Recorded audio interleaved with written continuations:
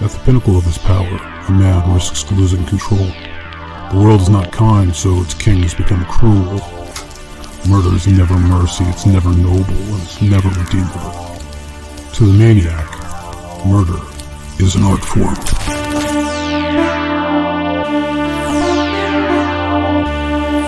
What is happening to God's account?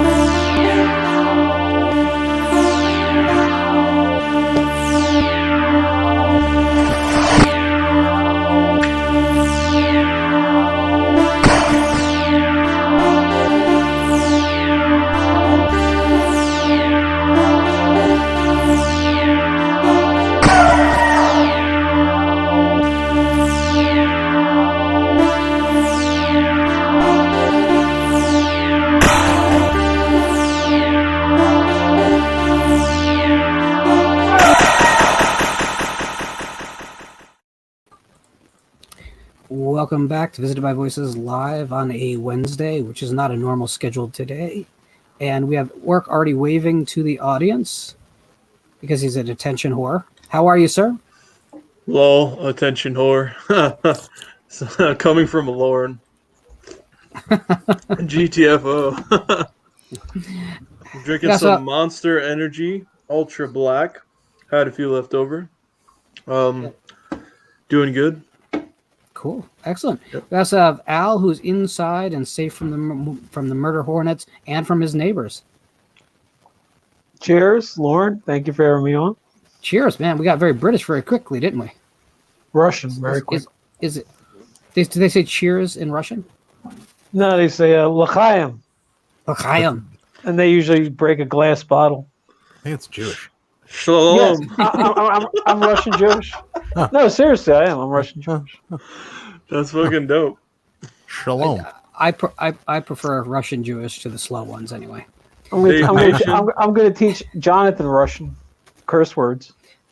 Vodka. Because we just made the world a better place with expanding the vocabulary in all the important ways.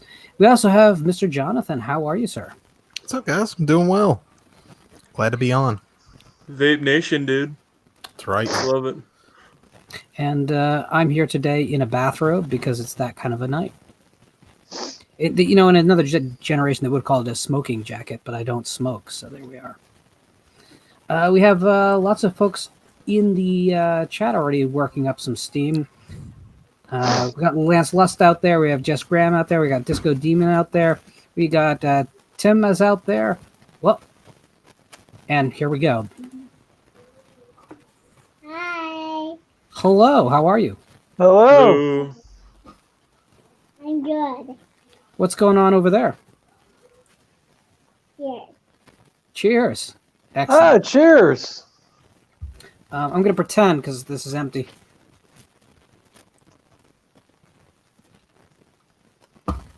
Jonathan, what are you drinking? Coca-Cola. Spike it up some, man. No, man, it's a work night. It's a work night.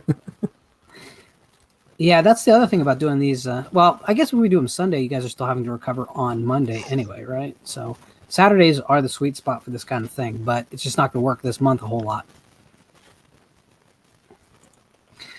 If there's anyone who wants to join the chat, it does have the link in it, as does the description underneath the video.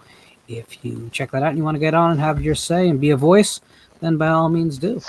So I wanted to start off just showing you guys a little tearjerker moment in my life. Yeah. And apparently Wonder Woman 2 is going to be, it's not coming out in theaters. They're going to release it on streaming, which sucks because I wanted to see it in the theater to get that theater experience, but it's not definite yet, but that's what it's looking for. This sucks, guys. I go to the theater to get the theater experience, and I was hoping to see Wonder Woman in the theater, but whatever. At this point, who knows what's...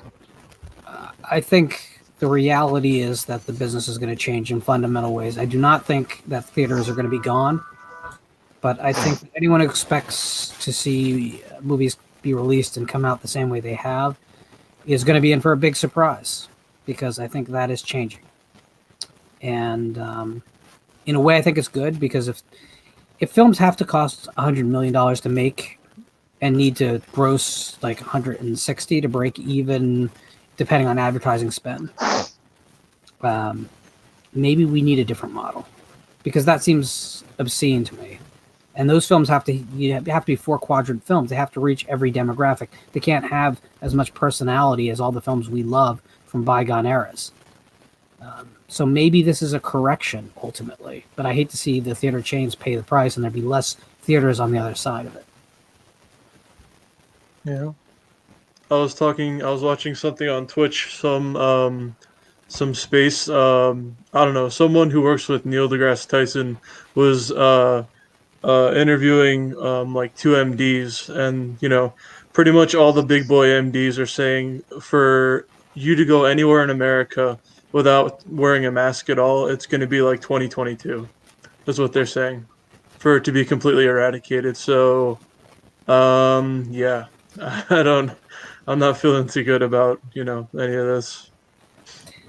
I just I do have I don't know, I have a lot of feelings on it, because I feel like for the most vulnerable people, we need to do everything we possibly can. The people who are most at risk.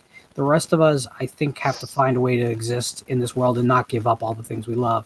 Because a life living like we've been living for the last 8 months, I'm not sure is in my DNA to walk the rest of my life this way. No. That's so hard, though, too, to walk that line. Oh, my God. No, like Work said, Dr. Fauci says that probably around the end of 2021, beginning of 2022, everything will be like post or pre-COVID, once they get some vaccines and I guess stuff. But who knows? Anything can happen. I don't know. It's a shit show.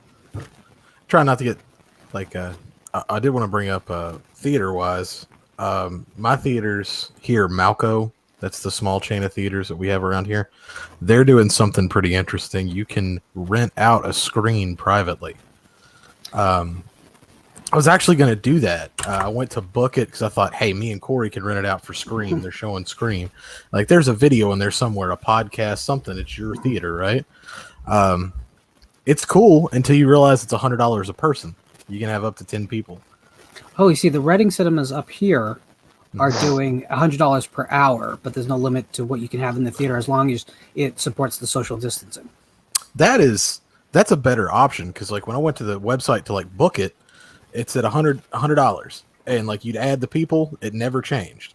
You go to check out, and it's like times 2, 3, whatever. I had it for like 8 people, and it was $800 to see Scream. It's like, good God.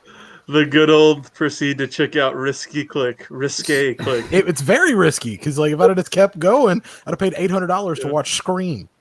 Oh my God. I wouldn't have come out of that experience in it was like a stretcher or a body bag. Yeah. It was like that or Hocus Pocus, and I was like, this would be a good video. Well, the other thing is here's the thing. With some money from the publisher, we rented out a theater for the book release party of my first novel, Snarl. And the funny story there is that it came out 2 weeks after the Friday the 13th remake came out. Mm-hmm. So the actual marquee said Friday 13th, but it was my release party.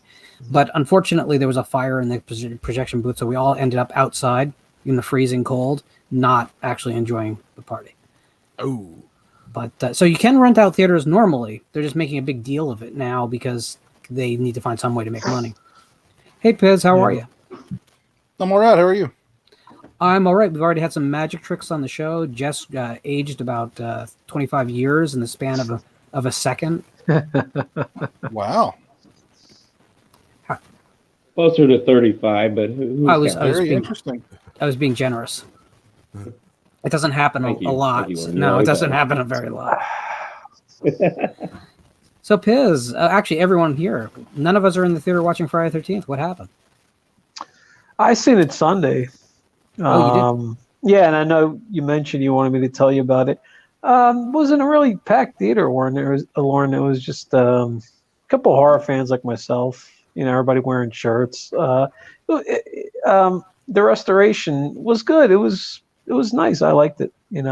I went in there. I took a taxi because I was drunk, and I took a taxi home because I was drunk.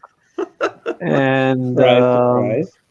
yeah, exactly. And We didn't even need a spoiler warning on that, really. yeah. Was it Uber or Lyft?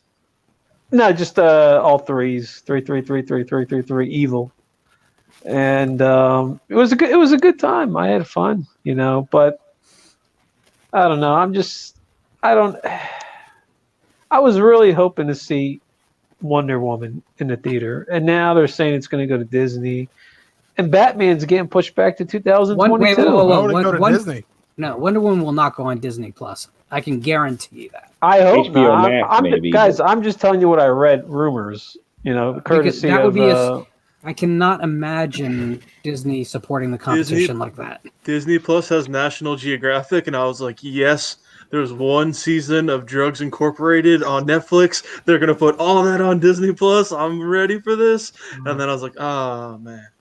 Not on Hulu either. Even if they have no faith in the movie, I mean, surely they'll dump it at some point, I think they'll wait. I think they'll wait for a theatrical release because they still get the home video money. I hope, but they're going to wait till a time when not all the major chains are off the market. I mean, you can't. A film like that can't just be released to indie theaters and drive-ins. It's just it can't be. Yeah. So, were any of you considering going? I mean, I was until I realized that, literally this week I'll own my 18th, 20th copy of the original Friday the 13th, and I'm not sure if it really mattered at that point to go see it again in the big screen. I've seen it several times theatrically, so. It's not playing anywhere near me. No? No. Yeah, me either.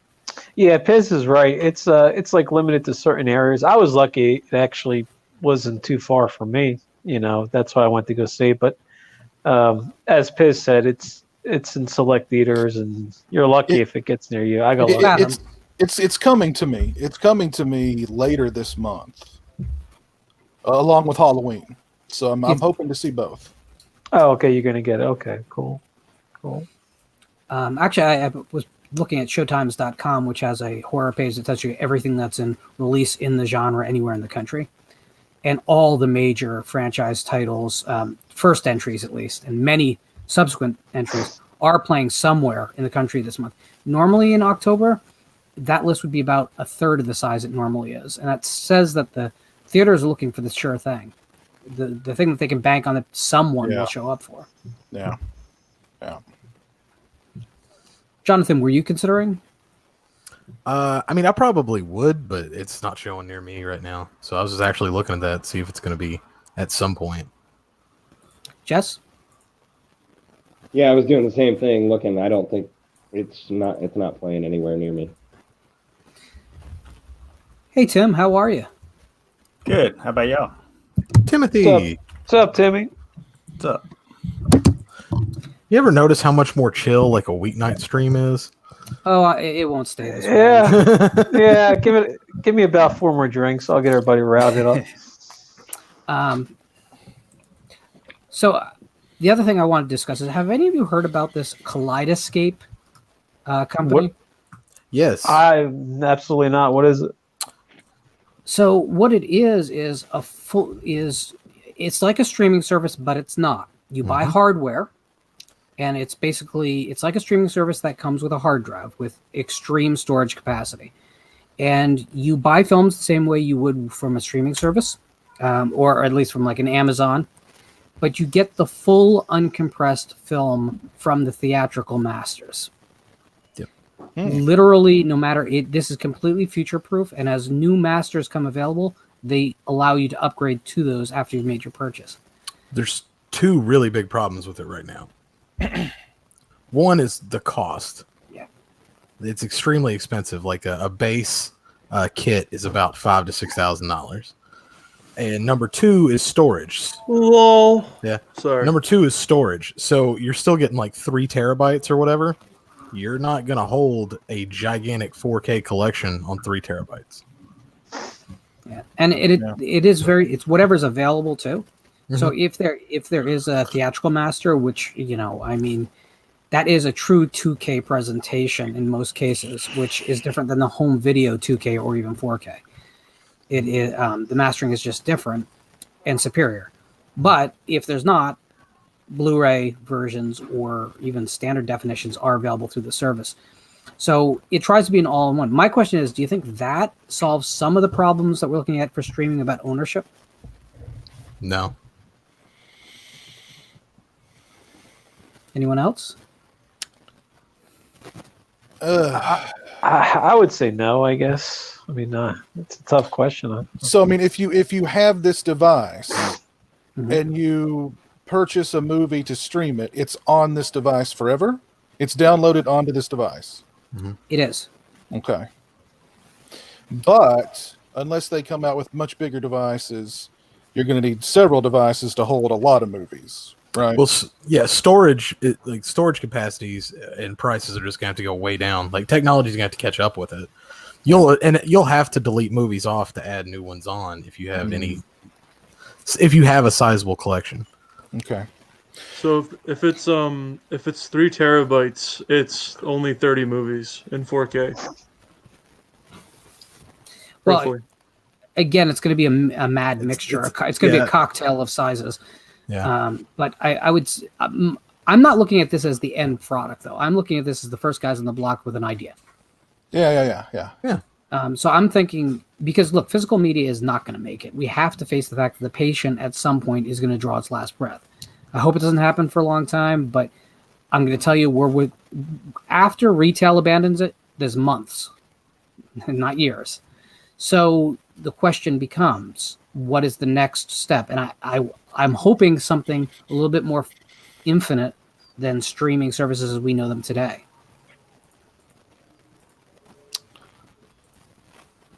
Right now, I mean, I'm just looking at Movies Anywhere, where you can combine all your accounts. I mean, you have what, Apple, Google, Amazon, Vudu, all that stuff. That's the best I've seen so far. Yeah. I mean, the big issue for me is that this will allow you some semblance of much more true ownership than you had from the streaming services. Here's an interesting question I want to pose to all of you guys. I think this pandemic has proven that we can entertain ourselves. We don't need Hollywood. We don't need professional sports. You need us more than we need you. So however you can get however we want it delivered to us is how you need to deliver it to us. I agree with Piz. My sentiments exactly. So if we say we still want physical media, they better give us physical media. If we say we want, I mean, we've proven. I mean, Hollywood's burning. Hollywood's in shambles. Hollywood will go the way of the gun before physical media will. So I mean, I don't agree with that. I hope that's true. Let's keep the pandemic going for 2 more years and see what happens. I think the pandemic strengthens the streaming argument because everybody's using Netflix and Hulu during this. Nobody's going out and purchasing Blu-rays and DVDs. It also shows that we don't need theaters either. It does show that. I see theaters going extinct before physical media too. No, absolutely not. And I'll tell you why.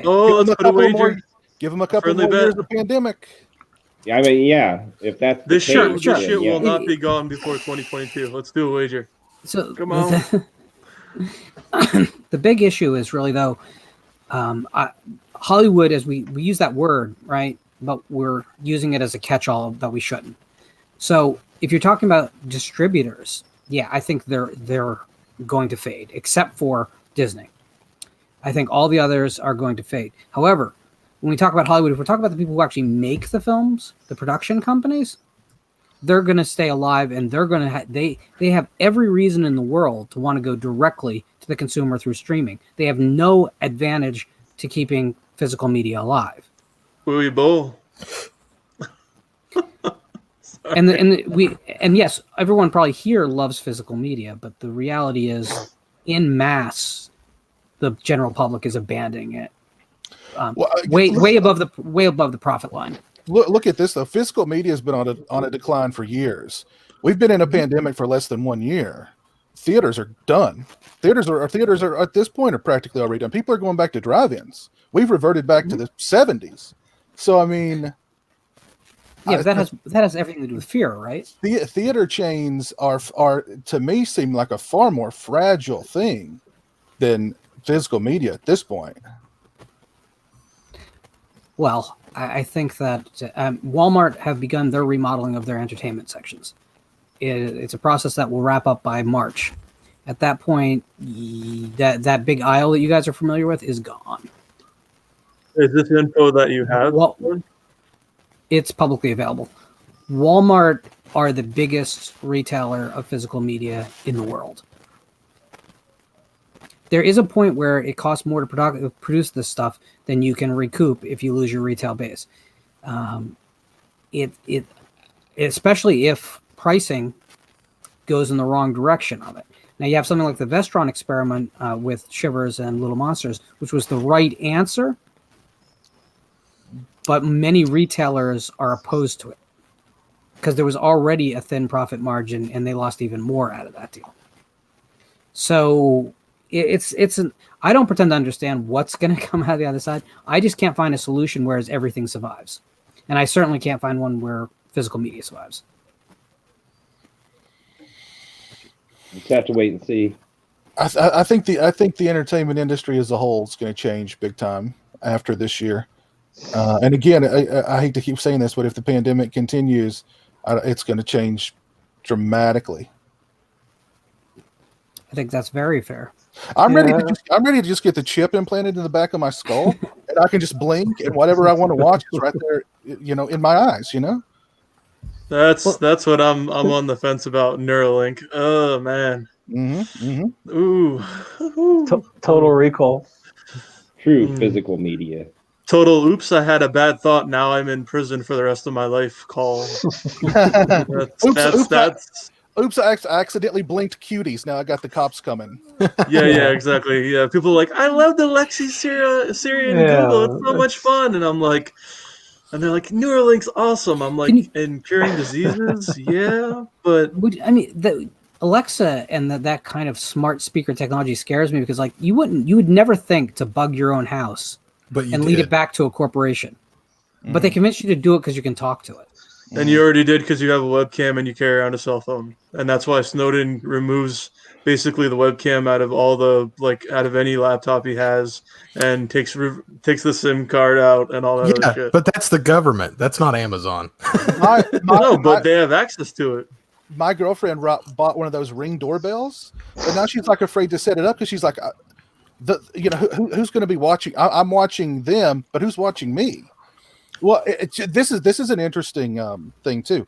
Keep your cell phone around, and if you start having a conversation with somebody about a particular product, get on Facebook, and you'll see those ads on Facebook. Ad choice. Exactly. So I mean, your phone's monitoring you 24/7. It's a GPS. It knows where you are 24/7. It's crazy. That's all esports is, man. They're like ROI on our investments on these esports teams, guys. We got to sit here at this big table and figure out how we're gonna sell Doritos and Pringles to our teenage viewer base here. And ROI. Doritos sell themselves. Christ. Doritos sell themselves, man. Yeah, they put in the work early. Yeah. Let me tell you, I wish the esports community would adopt Pringles. I miss Pringles. Let's bring back Pringles. If it's a food or an electronic device, it all gets sold. It's like Pepsi, Coke, and anything you can buy.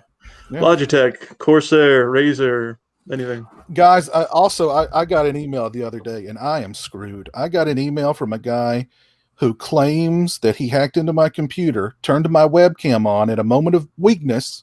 Oh shit! And now he wants like $50,000 delivered to his Bitcoin, or he's going to release it to everybody online. I am screwed.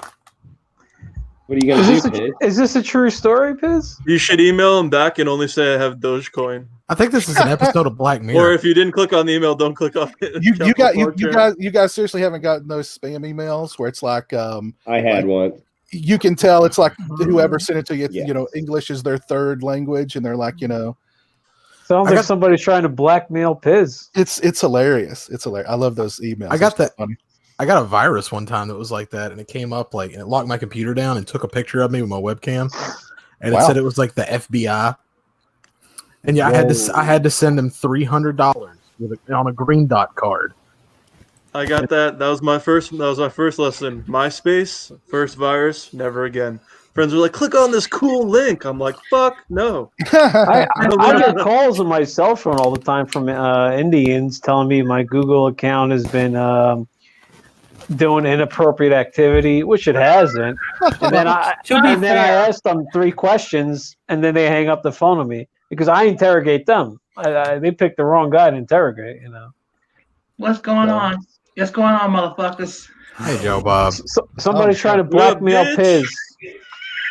Lauren, you're muted. I got to hear the rest of that rant, buddy. Nah, I'm over it now. It looked good. What's going on? What's going on, guys? Hey, Joe Bob. Tater tot. Tater tot. I finally decided to eat for today. Dinner of Champions. It is You're a like cold. You're like, maybe I should eat. It's been 24 hours. And I'm something like, like that. The pulled chicken sandwich with tater tots. That's my dinner tonight. Oh, I wish I had that good shit like that. That's a good dinner right there, man. Mm-hmm. It's sustenance.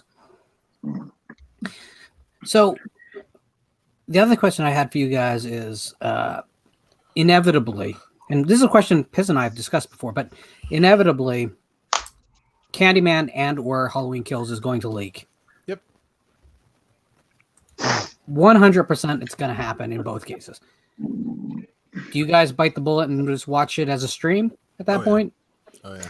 No. I want to see it in the theaters, Lauren. We're supposed to go, me, you, and Steak. I want the theater experience. I don't want to, I want to be there with other fans. I want to get their reaction. I want to feel the energy. I want the atmosphere. No, I wait till it comes out to the theater. I'd like to say that I could fend it off, but I don't know. if it hits digital, I'll rent it or buy it, one of the two. I figured I'd just wait and pick up Candyman in like one of those dollar bins. Candyman, I don't care about. It'll probably be there soon. It's probably going the same path as Milan and Bill and Ted. It's going to be like $20+ just to watch the damn thing. No, that's only Disney. That's only Disney. I think Bill and Ted was on demand for like $20 at one time.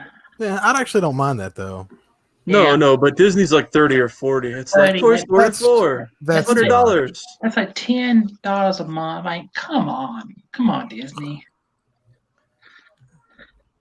I'm not subscribing to Disney. I got Shudder, Netflix, YouTube Premium. I can't afford all this stuff. Disney's chicken shit. I've got a kid, man. It's required that I subscribe to Disney is that's understandable. Disney is a great value. You get Disney, Hulu, and ESPN for $13. That's what I do. It's pretty legit. That's actually not a bad. I got it too. Dude, those 30 for 30 documentaries, if you like sports at all. Yeah, the Ric Flair one was good. 30 for 30. Ric Flair. Amazing. The one with the mafia fixing the college basketball games, that's my favorite. Awesome College. Mm-hmm. Yeah. Going back to the Ric Flair one, they're like, you know how like all the rap videos are, like with Cash Money and all that shit? It was all basically based off of Nature Boy. And he's like, drip. And he's like, my Rolex. Ric Flair My drip. stepdad was actually at the first Starcade in 1983, which I think was at the Greensboro Coliseum. Good pay-per-view. Were you conceived there? Huh? Were you conceived there? I'm not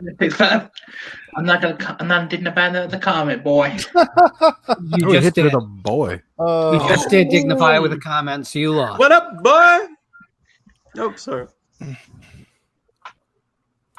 So, I mean, I'm just going to put it out there. I mean, Candyman, if it leaks, I probably will watch it because I have very little confidence in it. Halloween Kills, I probably can wait only because I can probably wait. You know? So, I have a question for Mr. Purdue. Mm-hmm. So, Sure. what is the last movie you did see in theaters? The new Tomb Raider. The new Tomb Raider. That was what Three year was years that? ago. 3 years ago. That was a long 3 years time. Yeah. I'm not much of a theater guy anymore. I think I saw 2 movies in the past decade. The first one was Youth from a Vault, and But why? If you go at that kind of frequency, why would you go watch that Tomb Raider? Tomb Raider.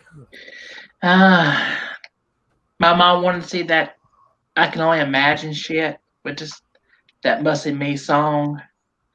Okay. Doesn't moving me. Okay. I remember when I was younger and I first started going to the theater a lot, I didn't care what I watched. I just wanted to go to the theater for the experience. Yeah, So, I mean, I saw a lot of really bad movies. I Same saw here, it. Piz. Fried green tomatoes, a little bit. I got you beat 2 there. movies playing. Do you remember Celtic Pride? With, Oh Yeah. yeah, Yeah, I with, saw that in theaters too. I'm a big Celtics fan. with Damon Wayans. I went and watched The Substitute with Tom Berenger in the theater. Eddie Stone was in it too, if I'm not mistaken. Actually, But I did saw- you see Blue Chips? Piz? No, didn't see I- Blue Chips. I saw that in theaters. I love Blue I Chips. saw Love Yeah. Blue I Chips. got you all beat. Easy. McNulty. Battlefield Earth as a midnight movie. Oh, geez. Oh, Ooh. not at midnight, but I saw it. Oh. Oh. I rather watch Cuties than that again. Oh. You said again. Did you just say again? Yeah. What? What? Yeah. He's had like certain scenes paused so much that they've actually burnt into the screen. I cannot watch Battlefield up again. I hated it. Everybody did. Oh my god. And, you know, and the good thing about if you stream Battlefield Earth in the future, there'll be a record of that, and somebody will come to your door and try to, introduce you to the teachings of our Lord God and Savior L. Rod Hubbard. Oh, I'm sorry, my personal Lord God and Savior L. Ron Think Hubbard. it's such a fucking dick for all I care. But Piz, will that be before or after we all have to join together to defeat the return of Xeno? Well, see, here's what's going to happen. I'm just All of you non-believers will be left behind to endure Xenu's wrath, while all of us true believers will be transported to. I can't even tell you the name of it because you're not that level. On Thetans. You got to bust out the credit card if you want to know all that. Piz, Well, that's inaccurate. Piz, you do realize that when we went to that diner, some of your Thetans got on my Thetans, and now we share Thetan DNA, right? Oh, Still, God. you've not been audited though. I've been audited more than you can imagine. sir. I'm not talking about the IRS. I'm talking about real auditing. Okay. with the tin cans in the room. It's kind of like the game you played with the tin cups and talking into them. But these are magic tin cups. Okay. Well, Isn't that a Kevin Costner movie? Yeah. magic tin cups. Tin cup? cup. Yeah. I can't believe you know that. I don't even know what the fuck that is. Dude, like I said, my parents had a small video store, and I remember Tin Cups posters set up there for like 4 years. Like 4 years. I remember. That was in that, if I'm not mistaken. Nice. Love that movie, by the way. If you still had some of those old VHS standees, those things are worth a lot of money on eBay now, man. We Like the good threw. ones. I know we threw all the good ones away. Doesn't surprise me. Feels bad, man. Yeah. I did have a. I for a while I would put up random posters that they were throwing away in my bedroom. I had a double take poster, Jean-Claude Van Damme and Dennis Rodman in my room, That's a good and one. Executive Decision, the Kurt Russell movie, that was in my bedroom for a while. I don't think I've seen that one. It's not good. Speaking of double team, that was like hey, let's go to the movies. What are we going to watch? I don't care, whatever's there. And it was like, hey, double team's playing. Let's watch it. So, and then that I happened. watched that, The Money Train. It had the coolest VHS though. It was like neon green. Yeah, I remember that. Yeah. Oh, was it? Yeah, I loved it just for that. Yeah, I glommed onto a lot of strange movies when I I've was a seen that child. I've seen that VHS cover thousands of times. I had no idea the tape Had a was that green color. tape. Wow. That's the ultimate physical media memories when you're excited because there's molded plastic in a different color. Yep. It was Does legit. Yeah, does everyone remember that when DVD came out and the quality was shit, but they decided to make it double-sided with the other side being a CD, which guaranteed you destroy your movies? God. I remember thinking I had a bad copy of Goodfellas because there was no like warning to like flip it over. So just like right after Joe Pesci shoots Spider, it just goes black. Yeah. And I went and bought another copy, and I was like, "Damn it!" How do they get away with this? You got the two bad copies in the whole story. You bought both of them. Exactly. I went back to Walmart like this is unacceptable. I love going to the mall, and then they were like, "But the bars, they take up like most of my TV." And it's like, That's "No, still my dad. Sir, you don't understand." Like, I heard people in the video store arguing with the video store owner over the black bars, and him trying to explain. Well, wait a minute, you're actually seeing more of the movie, and they're just being like, How? There's Yeah. black on my screen. Look, listen, I didn't just fall off the turnip truck yesterday, buddy. The widescreen perspective. Widescreen, full screen doesn't matter to me. They Matters literally, very much to me. they Yeah, it's just pretty freaking huge to me. back in the day at Walmart, they literally had a section that they'd labeled black bars, no black bars. I remember there I used to be swear two to God. DVD. The Titanic releases were like the widescreen like had a description of what that meant under it because they knew everyone was going to buy that thing. Well, forever up until like 10 years ago at Walmart, you'd get a widescreen version and a full screen version. Mm-hmm. Hey, you can't go with in every release. You can't go to a fucking Goodwill without seeing that VHS. Nothing wrong with that. Well, but Yeah, most of us yeah. don't live in the Goodwill. That's the difference. And I can understand having full screen back in the day when TVs were, they didn't get too big unless if you had a 60-inch home projection screen. Yeah. the anchor. Because otherwise, Oh, yeah. I even think, as much as I love widescreen now, I wouldn't get full screen, obviously, with widescreen TVs. I didn't like it back then when you had the black bars. Yeah, you got more of the true film, but your TVs, if you're watching it in your bedroom TV.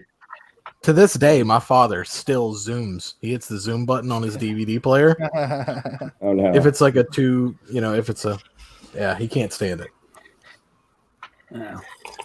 I just I also remember that in the early days of DVD, there was no mastering standards. So like Troma were putting out things that looked like MPEG 1, and like I was an early Netflix by mail subscriber, and you'd get a film, and you never knew what kind of quality you were going to get for like the first 2 years. It might look great, or it might look worse than VHS, but digital worse than VHS. You never knew. I feel like until Blu-ray and HD DVD came along, there wasn't a whole lot of talk on picture quality.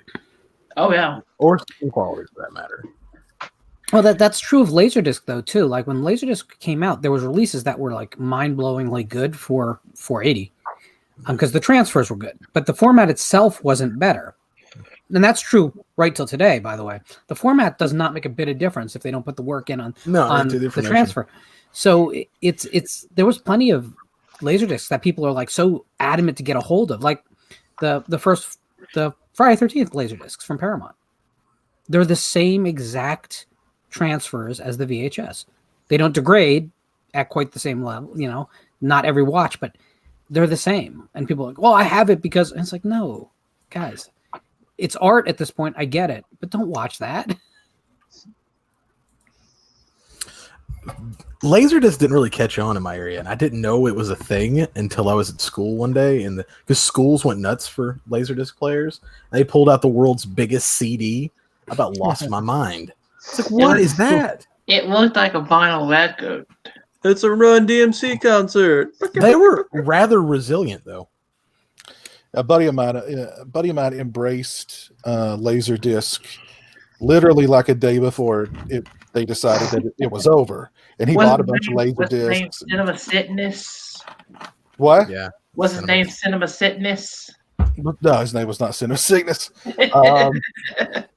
But yeah, he bought a bunch of Laserdiscs, bought the Laserdisc player, and was just like so happy with these big record movies. And I just remember thinking like, I don't think this is going to catch on. And then like literally like a week later, it's like, yeah, the format's dead. So Well, It had a long life to it, actually, but the problem was as soon as they announced DVD, everyone stopped buying them because the interest was to get better quality. That's why we went to Laser to begin with. They promised us great quality out of the box from DVD, and they basically didn't deliver it, by the way, for a couple of years. But yeah, I mean, the audience just realized that this small disc was going to take over, and so writing was on the wall. Funny side story. When CDs were first introduced, I remember my stepdad saying, "Don't buy them, don't invest in them, keep hold of your tapes, because in about a year there's going to be a whole new technology, and CDs will be." And I remember thinking, like, nah. But yeah, he was like, "Hold on to your tapes, don't buy those CDs." But he was wrong. Yeah. I was at the flea market a couple weeks ago, actually with Corey. Corey came down, and we ran across an entire booth. They sold nothing but CEDs. Wow. You guys know what I'm talking about? Mm. Vinyl movies on vinyl. Yeah, absolutely. It's a disastrous format, and you cannot upconvert them enough to make them watchable on modern televisions. Yeah. They look cool though. Sure, it's a cool technology. Yeah, it's nifty. Yeah. Concept was there, but it was just execution. No, the concept was always kind of bad, to be honest with you. Have you watched the CD movie, Joe? Oh, I thought you were talking about Laserdisc.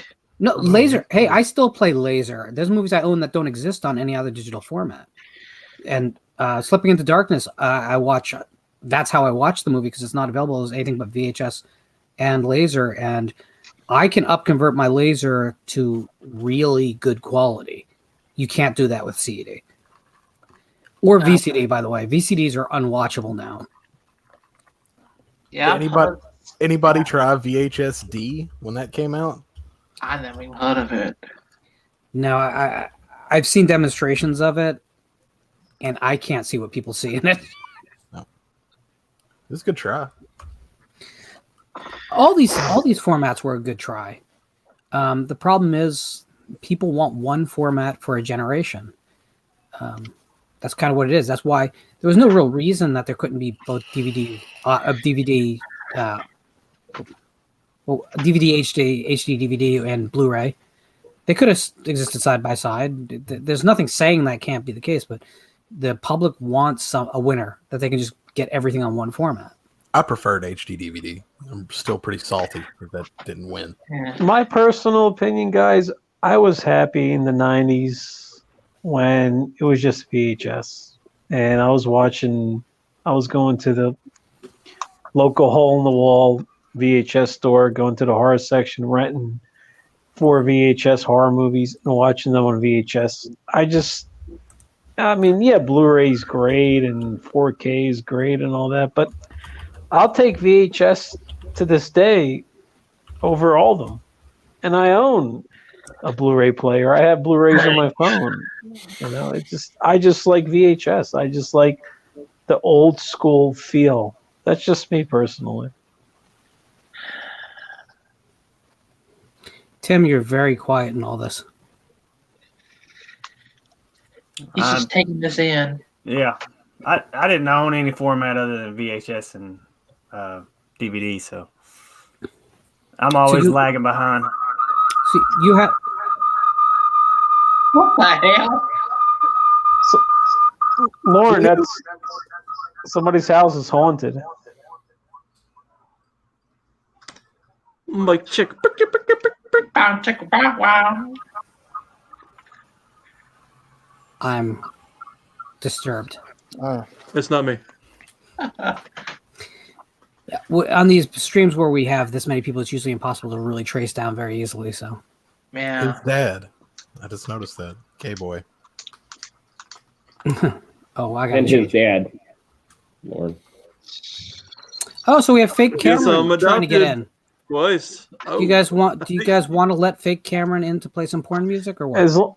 No porn music, but if he's willing to behave, he can come in. Hey, so Al, what are the rules? What do they have to do to get in? No porn music, no drama, act mature, behave yourself, or I'm going to send Jonathan to kick your ass. Okay. I'm like 5'8". I'm not gonna kick Ooh. anybody's ass. Okay, I'm going to Taller than I send am. I Jess can to see kick your Jonathan ass. doing it. I can see Jonathan doing it. More importantly, you need to turn on your camera and have your face on screen. I invite everyone Who to join is us. this guy? Who is he? I invite everyone to join us, but gotta at least want to join us for real. Did Satan, Let him has- in. See what he has, Satan, says. has Satan ever come back? Unfortunately, It's no. probably the same guy. No, I think Satan is definitely a different person. Different person. Definitely. The internet is a big place. There's room for all kinds. That internet. Yeah. So Let him Tim, in. See what happens. when he turns on his camera, the rules are the rules. Oh Tim. yeah, that's right. Yeah. So Tim, you have not upgraded to Blu-ray at this point? I just now upgraded to Blu-ray. Started buying them. Better late than never. Like, I don't know. I had such a big DVD collection, and then when Blu-ray hit, I kind of got pissed off, and I stopped collecting. Don't get to be one of those people that thinks that DVD is a dead format. It's not. I'm not. I still buy. It's not at all. DVD. There's lots Not of at all. films that format makes plenty of sense for at that price. I've discovered that if you go to the Redbox website, you can actually track down who's selling used copies of movies that you don't really want to pay much for. So if you want a $4 DVD that's used, you can get it from a Redbox somewhere near you. It drives me nuts not having the case though. Oh, that doesn't bother me at all for those movies. Again, if I cared enough about the movies, I'd buy it for real. Mm-hmm. I have OCD, like for real, like diagnosed, and it throws me off. I can make cases, but I usually decide not to. I've tried it, and it just always looks off. You got to take them to Staples and use their self printing, their colors. Oh, see, I don't care that much. Like, Well, again, if a film does not receive a actual release, and I care about it enough, say maybe a foreign film that I've been promoting forever, then yeah, I will go through that kind of trouble for that. I just bought a DVD right before I got on here. Actually, What did you buy? I bought Headless Oh, because have I fun with can't that. find it on Blu-ray anywhere. oh, because that was Jumpstart, Kickstart Warmly was the Blu-ray. 300 copies. Yeah. Have any of you seen Headless besides myself? I haven't seen it. I've seen the first movie. Yeah, that's it. I've been harping on Found for like a Found. week. Found is Yeah. great. So it's Headless. Headless movie? is the movie in the movie. Yes. All right, so I'm 20 minutes to finish. I cut off right when they start watching Headless. So. Oh, so you have not Oh, seen dude, the end of Found yet? No. We got, Like, oh my The, god. the shit is hitting the fan. Well, as soon as they start playing the Headless, and my daughter's in the room, so I had to stop. Oh it. god, It's- no. It's a little bit too much. You cannot explain that away. Like, Jonathan, I've seen clips of Found on YouTube. Yeah, it's pretty, pretty kind of disturbing. man. watch it on Tubi. It's Found a- is You have to see the whole thing. I got to be. I don't think it was more terrifying than Suspiria 2018, but I think it was pretty crazy that what he does, the guy, I don't That's want to not give. that's not the disturbing part. No. Like that's the thing, is like all that you see from Headless sets you up for something. And it That's goes all I somewhere want to say. else. So 20 minutes. here's the thing. You know what I really can say about it is that remember how you felt the first time you saw the end of Sleepaway Camp? There Yeah. you go. Perfect. Oh yeah, the ending. Yeah, that was that. It was like That- it was Found takes that, throws it to the floor, and spits on it like a rag with its final image. I was just laying there in bed at like 2 a.m. I finished watching it and I'm like, good Lord, what is wrong with me? Like, there's all these people out there like doing good deeds, and I'm watching this. You're a horror fan. I haven't read or listened to the Perfectly interview normal. yet. The interview was good. I don't want to turn it to like that or anything, but it Well, was like well. I had to stop it. I stopped the stream, the podcast right when I was about to come on because I knew I was going to watch it beforehand. So Yeah, dude, that last 20 minutes. I hate to be like that's. I've been stuck on it for a week, but that's my favorite movie I've seen this year. it is based on a book. Yeah. Written the guy from Lexington. Oh, I didn't know a dude was from Lexington. That's cool. Yeah. Is Headless available anywhere online? Yeah, Is it on- it's on scottshimmer.com. Like it's half off right now. Actually, I just bought it. Oh no, I'm sorry. Like to stream. Whoops. Yeah. Sorry. I don't know. Yeah, I was looking on Amazon for it. They don't have it apparently. I was really lucky because I got one of the Kickstarter copies that went on sale right after it shipped. But I didn't. I wasn't. I was unaware of the project when it was still crowdfunding. But yeah, no. I found that like there's so much crap that gets, and I don't mean that harshly, but there's so much crap that goes through Kickstarter that you don't want a part of.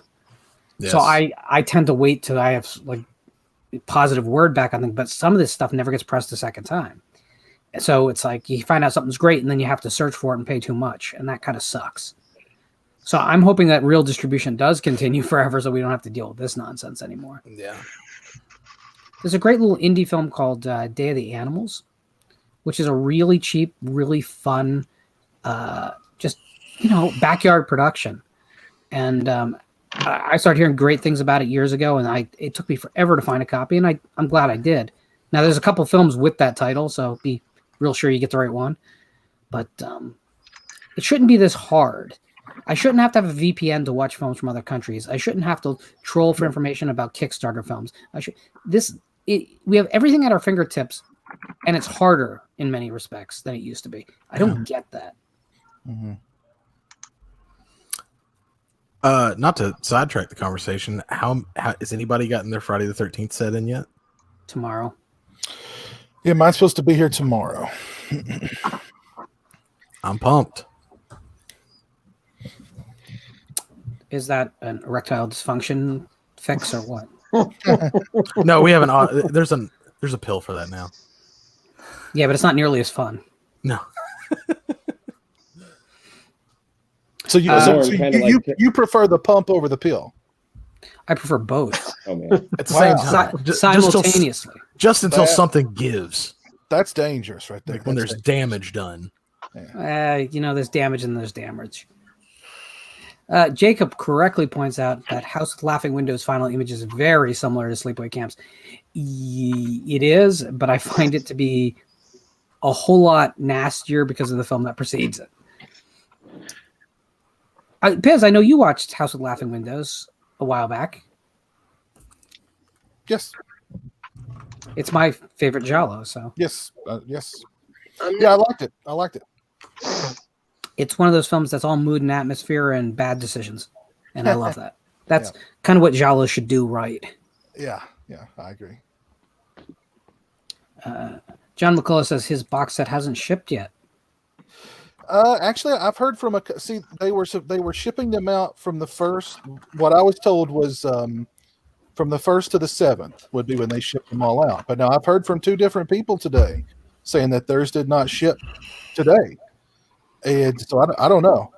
I would maybe info@shotfactory.com and just see what's up. And then some terroristic threats usually go a long way. Yes. So, Jess, you are wearing a Jurassic Park shirt, I notice. Yes. Are you a huge fan of the entire franchise, or do you prefer Carnosaur? Carnosaur, wow. That's a I'm a classic. huge fan of the franchise, the Jurassic Park. Obviously, the first one can't and will never beat it. But I enjoy the others for what they are. It doesn't My get any son's a better big than, dinosaur fan too. It doesn't get any better than Tammy and the T-Rex in my book. Yeah. That's just Lauren, me. didn't they make like 3 Carnosaurs? There are 3 Carnosaurs, and they all reuse the same footage. Yeah. Because I just wanted to double check. That's all. I was pretty sure. I just wanted to double I will check, tell you that's what, all. the first Carnosaur I think is legitimately a fun B movie. It gets worse Agree. from there. Agree. But, it's one of those things that like there was a time and a place for that, like 1994 direct-to-video, like cheap ass film that was still practical effects. It wasn't, because digital makes things even cheaper in my eyes. Like the fact that you can do anything with a computer makes it feel like no one's really trying anymore. A lot of times, yeah. I get that. What is Mr. Purdue? Did we lose you? No, I'm still here. Yeah. Are you watching something on that television? What do you think? I think yes. What are you watching on that television? Wrestling? Maybe we don't want to know. What are you watching? Something inappropriate. Oh, look at this. Lance Lust is pointing out that Raptor also used that Carnosaur footage. You got good footage. You don't let it go to waste. Exactly. Well, I wouldn't call it good footage necessarily. I'd It's say good enough to get used over 4 movies. well, yeah. Well, Jonathan has a point. Yeah, It's cheaper than making a new Carnosaur or a new Carnosaur creature. You know, I know. Carnosaur was one of those movies that Elliot hated, but Cisco liked. Well, I always had this idea after they were gone. I had this idea that one day that Cisco was just going to get so angry at Ebert that he was going to throw a roundhouse punch, and Ebert's jaw was just going to fly against the wall without the rest of them. I really don't like. I really don't like either of those men. Yeah, I don't either, man. I know people have fond memories of the show because it was about movies at the time. And you saw the trailers and clips, and you didn't see that anywhere else. I get all that, but the two of them were just utter assholes all the time to the genre. And that's something that doesn't really exist anymore. Like a film critic, that the local level film critic that would be on your like evening news. Yeah. Oh yeah, your Gene Shallots of the world. I mean, the movie critics now are people that jack off to Ghostbusters like crazy. And I'm talking about that shitty remake. That seemed very, very specific. I'm sensing Captain anger. Marvel, Batwoman, all this HJW crap we've been What seeing. do all those films have in common? Politics. His name know what I'm talking about. You know what? I bet the same guy scored them. I bet that's what it is. It's just nuts. Do you want to know what? Here's the thing. Like, I think it's the absence of nuts. You think so? Yeah. Macadamias? Yeah. I miss Rex Reed. So, Lauren, I am in the middle of the India movie Psycho 2020. Yeah. It's got me. I had to stop it like Tim as well. We had to go do something. I have a 4-year-old, but I will be finishing it. Doesn't it feel remarkably like a late 70s giallo? Yeah. It's like I can definitely see that. Everyone tries to mock that style or ape that style, and this movie just comes out and it is what it wants to be. It's the real thing. And you haven't got in a way it's clever. I still got a little under an hour left of it. Okay. So you haven't. There's a set piece coming that you're gonna think like this is what Argento was trying to do his entire career. Okay, that's gonna be very interesting. I'll just say it is a sacrilegious religious scene, and you'll know what I mean when you get there. Okay. You'll enjoy it. I'm curious to talk about it when I'm finished with it, but I had to bring that up that I am watching that right now. It's on Netflix for anybody else who wants to give it a shot. But you got to search for it because it'll never come up just by itself. Mm-hmm. And that's the thing. Like, as much as everyone thinks they need a VPN for everything foreign, you don't. A lot of it is actually on the U.S. service because there is a sizable, especially with Indian films, Indian population. So they market in pockets to them, but they just don't show up in your search feed. This year, I mean, Ghost Stories and the Ghost Ship. There's some great films that are out there, but again, how do you friggin' find them if you don't know about them? That's what I'm frustrated with. What is that art representing, Orc? I don't know. Were you like I know what you're talking about. What was he talking about? I don't know. You just said you did. Go back to watching your wrestling. That is a fantastic dad joke. That is a dad joke. I will tell you. So, Al, when Halloween Kills eventually comes out and you hold me to going to see it with you and Sauce, are you going to get so drunk I have to drive you home? Is that what's going to That's a happen good here? question.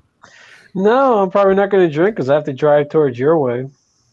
Somewhat takes my way. We're looking Yeah, at so- the center of the state. Was that a No. COVID cough there, Mr. Bombastic? Negative on the COVID. Yeah, are you sure? Pretty sure. Jonathan has COVID.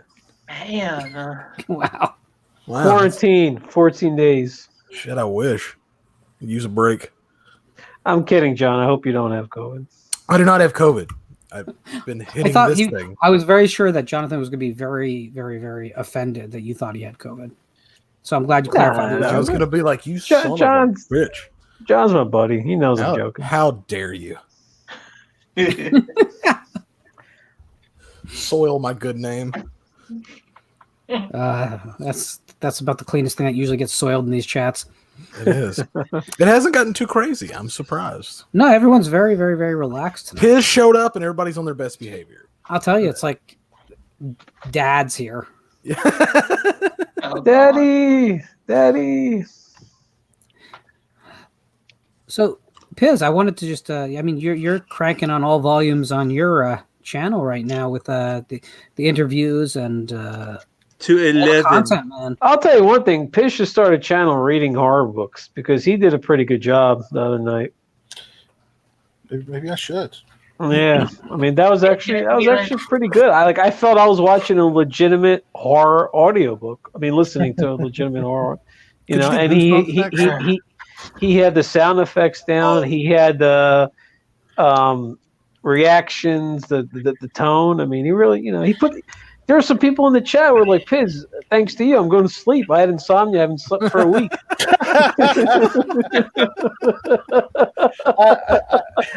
I fell out of my chair. I'm like, holy shit! I can't believe he said It's because of. I think I unplugged myself. It's because of my smooth voice, right? the voice So and the way you read it, the way you reenact. And to all a good night. Yeah, I was just Like the expecting in the middle of Dennis Etchison's prose, you were going to introduce the next big soul hit from the 70s AM soft jazz channel. but also I think we can all give credit, and anybody in the chat, and us here, and anybody watching. Lauren, your autopsies of Halloween, absolutely fantastic, man. I'm telling you, I feel like I'm always watching like somebody like one of those Discovery Channel or BBC shows where they're like Channel. where they're like wait where the till guy's Shark Week. talking Wait, I about got something for you. shark. Oh, we're talking about summer now, man. Let's make it through Halloween, and then let's see if we can make it to Christmas. I mean, you know what? The funny thing is that I've been this is a horrible admission that all you will hate, but I'm really, really tired of talking about the big franchises like you wouldn't believe. Hey, man, you're knocking them out the ballpark. Everyone has said everything there is to say about Friday the 13th, Halloween, Texas Chainsaw Massacre, Nightmare on Elm Street. Well, and that's different point of views. Everybody's got, but It's still new to me, Lauren. I'm just talking about my experience, but I'm personally, I'm just tired. I'm just exhausted with these titles. probably because you put a lot of work into it. That's just the reason why. So I it's think. like, Okay. people were asking me forever to do Halloween because I did Friday the 13th. I mean, there was literally not probably 3 weeks that would go by without a message like, when are you going to do Halloween? When are you going to do Halloween? And I just was like, finally I said, well, I'll do it for the season. It'll probably be good for the channel. I got to tell you, it's like, I now feel even more. So I think I'm not going to utter the word Halloween for like a year after. Well, since Hope you're for tired of next doing the year. big franchises, I have a suggestion. The next autopsy to come out after the Halloween series is over, Pinocchio's Revenge. I'd have to actually watch it. No one is talking about that. There's probably Lauren, are you going to do Lauren With good once December 1st hits? Are you going to do Christmas horror autopsies? Probably not. Damn. To be honest, you see, I'm still trying to figure out like where my channel should go directionally, because I mean, for this whole summer, I've been basically on the air 3 days a week in some form, and it's been a lot. Now my life is changing. Certain things are coming back into play in my life. I'm not going to be able to do that even if I wanted to. So what's the mixture look like? How much time do you spend like kind of outlining and preparing and editing those autopsy videos or other videos versus how many times am I just going live? I'm still trying to figure that out for next month. It's Piz can tell you, no one really knows how much work it is to just be regular at all with a schedule. It's a ton. But one thing you have to keep focus on is that you're doing it. It's not work. The more and more emphasis you put on it as work, the less and less you're going to want to do it. Like you're real, like, you know, like a real job, quote unquote. You know what I mean? Like Sasha's bad doing when y'all do it every Thursday. It's like some people can't be there all the time. They got other things to do in life. Mm-hmm. So, I would, you know, I wouldn't approach it like, you know, like it's work. I mean, it still should be fun. You know what I mean? The more you make it when it's not fun, shift gears. You know what I mean? I think you're right, and I think that I've been pretty immune to it up to now. This autopsy series is a lot to bite off, though. Yeah.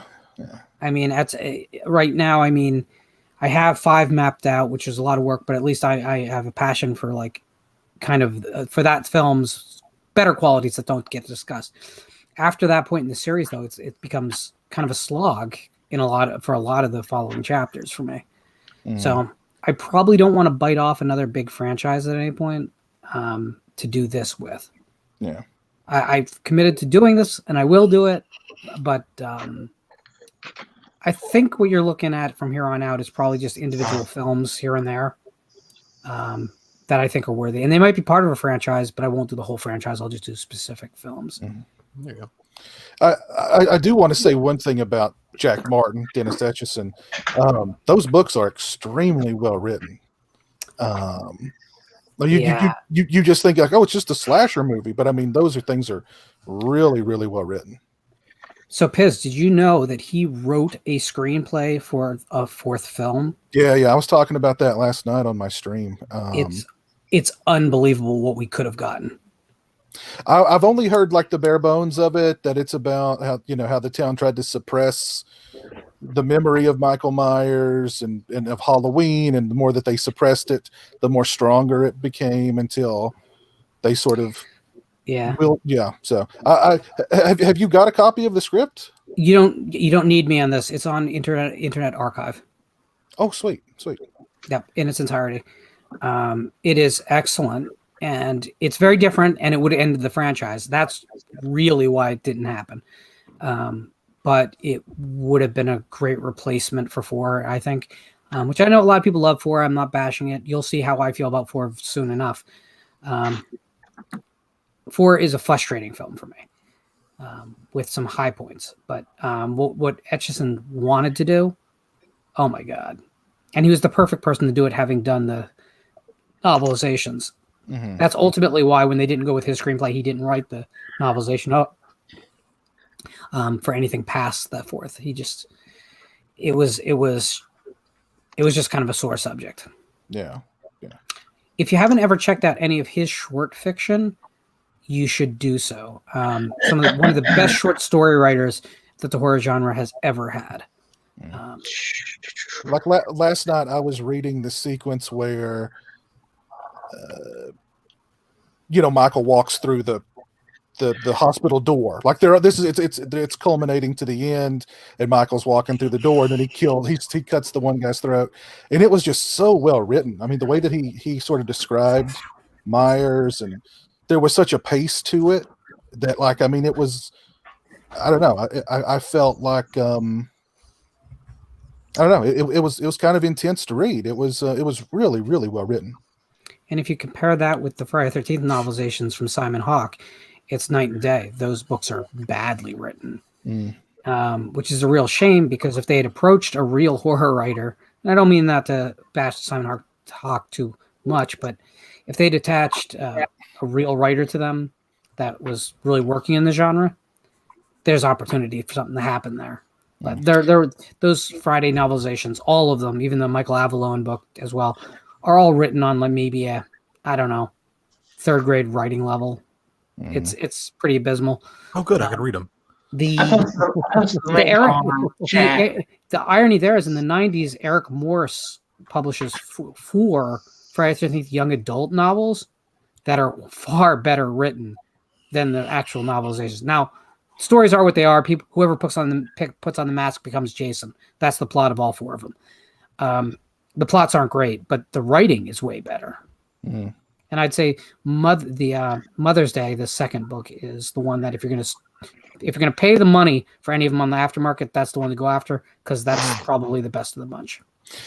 I've got none of those novelizations, but I do have a Friday the 13th novelization on the way that I found online, pretty cheap. So I was like, I'll snatch it up and just Which check one? it out. Part 6. Oh, yep. So Signet started with that. That was the first title they published it with the release of the movie. That is the best of the novelizations as well. I mean, it's still bare bones and it's not extremely good, but you can tell once the schedule took over to get these books out, the quality descended really quickly. It has a cool cover too. The artwork on the cover is pretty great. Yeah. If people want books, go ahead, Lauren. No, go ahead. I posted the link of the script in the live chat if people want to look at it. Oh, thank you, sir. So at this point, we're a full week into the Halloween season. Has anyone done anything to celebrate yet besides watch movies? Any trips to the pumpkin patches, or have you decorated, or anything like that? No, just movies and drinking. Yeah, a few decorations and live streams, our community chats, following all you guys' channels, and I went all to the good Halloween. stuff, you guys. Went to the Halloween store and bought my daughter her costume. Nice. What is your daughter being for Halloween? Oh Lord, JoJo Siwa. I don't know what the hell that is. Don't ever find out, man. I don't either. Don't ever find out. I'm curious. No, you're gonna have to somewhat tell us what that is. Oh, she's like think Hannah Montana. Okay. Yeah. Yep, that's what she picked. Oh man. Oh man. Oh yeah, you don't have to listen to the music. Purdue, man, with cuties and now this. I know. I was kind of thinking that too. You looked up. Fuck cuties and this girl was like, man, what have we become? We've become Purdue Nation. That's what we've become. So I every year I make yard decorations from scratch. This year I decided to do Jaws. Very cool. Nice. Dude. Damn good. That is fucking badass. And you can't see in that photo, but the eyes and teeth glow in the dark of the shark. Oh, very cool. Shit, that's neat. Yeah. So it's cool. it's And you it's made me- it. I do. I basically I draw out the design on plywood and then I skill saw it out and paint. Wow. That's cool. And I still have all the fingers and toes. So Kind of like that Jack one you did last year, which I thought was freaking awesome. what is Orc doing? Orc, this is not a 3D movie. That is not the way you think it's. There's a It's the eyeball scene in part 3. Shout out to my boys. Oh yeah. there's a That's a haunted. good one, Art. It's either a haunted house or a haunted barn nearby me, and I was thinking about maybe taking Jeremy and seeing if they would let me film inside of it. But see, I don't know. I don't think it would scare Jeremy. I think Jeremy would want to run up and Shake his hand. shake hands with the scary people, or talk to him about something. They would just be like, what? My youngest nephew has autism. I don't think he'll be scared by that shit. Yeah, I don't. He won't. I don't think he'd be scared by him unless they got really physical, like they got up in his face or something. Then he might be a little bit. I think for the most part, he'd probably just be walk up to him and try to shake their hands, or maybe even hug them if there's I don't know. I've seen Jeremy hug Yeah. I could see Jeremy going up like a G and just being like, "Oh, so how's your shift going?" Really? You know? Okay. Jeremy's got a lot of courage, man. I gotta say. Yeah, like Jeremy would walk up to the guy dressed as Freddy and go, "Welcome to Prime Time, bitch." You know? Have any of you ever done any of the extreme haunts? No. I did Blackout. Oh, years you ago. did Blackout. I did Blackout when it was in New York before it moved out.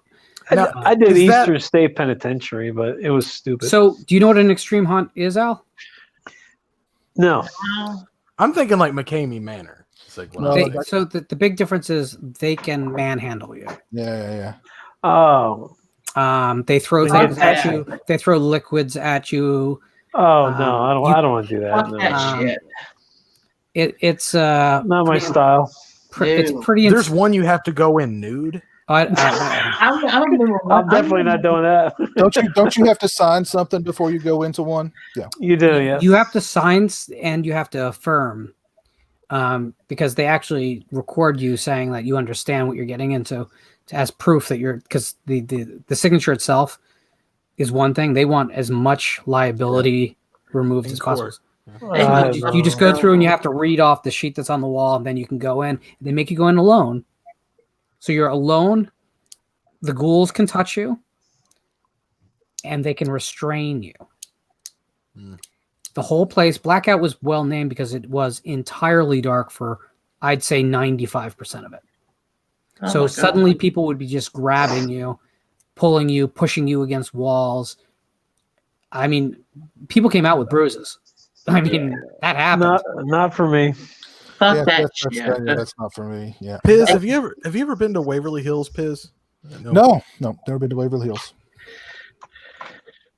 I'm gonna try to do that. Yeah, I remember one year that I went to this church and they had like this Halloween thing. It's like it's such a long story. It's just like it's almost on the lines of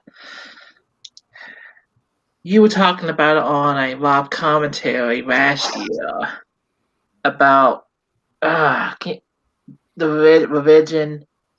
I know what you're talking about, Joe. I don't. It's like, God damn, what the fuck is wrong with these people? It makes the Douglas look like That was a disturbing. That was a haunted hayride, and I don't know how the hell I got roped into it, but it was religious, and I mean it was like unbelievable. Like the one, So it's like we're gonna stop the hayride and you'll see the abortion clinic kind of thing. Yeah.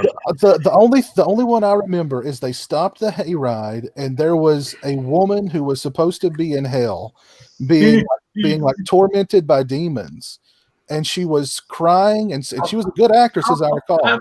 Mom. And she was crying and screaming and begging to her mother, and her mother was at this other tree. The mother was in quote unquote heaven, and the mother was going, I can't help you. I'm sorry. You didn't How believe. old is that girl? I'm sorry. Oh my God. And I was just like, what is, and like, there were little kids on this thing watching this. Like, God. yeah, fucking and I mean, hell. this woman was screaming, and I mean, she was really putting How on a old good is this show. girl? She was, I don't know, 20 maybe. But I mean, she was a good actress because she was giving it her all. Like she was literally being torn apart by demons in hell, and her just begging her mother for help, and the mother standing by the other tree going, "Sorry, honey, I can't help you. You didn't believe. Sorry. Oh well." And I was, Oh my God. damn. I think that represents, grace and compassion very well. Yeah. I'm a Christian. I'm a Christian. I see that. I'm like, ooh. I don't remember how I got roped into that, but I wanted to get the heck off. I won't hold that against you, sir. I live in a state that Southern Baptist dominates. It's like, oh my God. It's like, geez, Well, that's what it is like, actually. That's a key word they use a lot. I thought I was the asshole. But I've been to Universal's Halloween Horror Nights several Still times. haven't. I mean, It's going to be the year.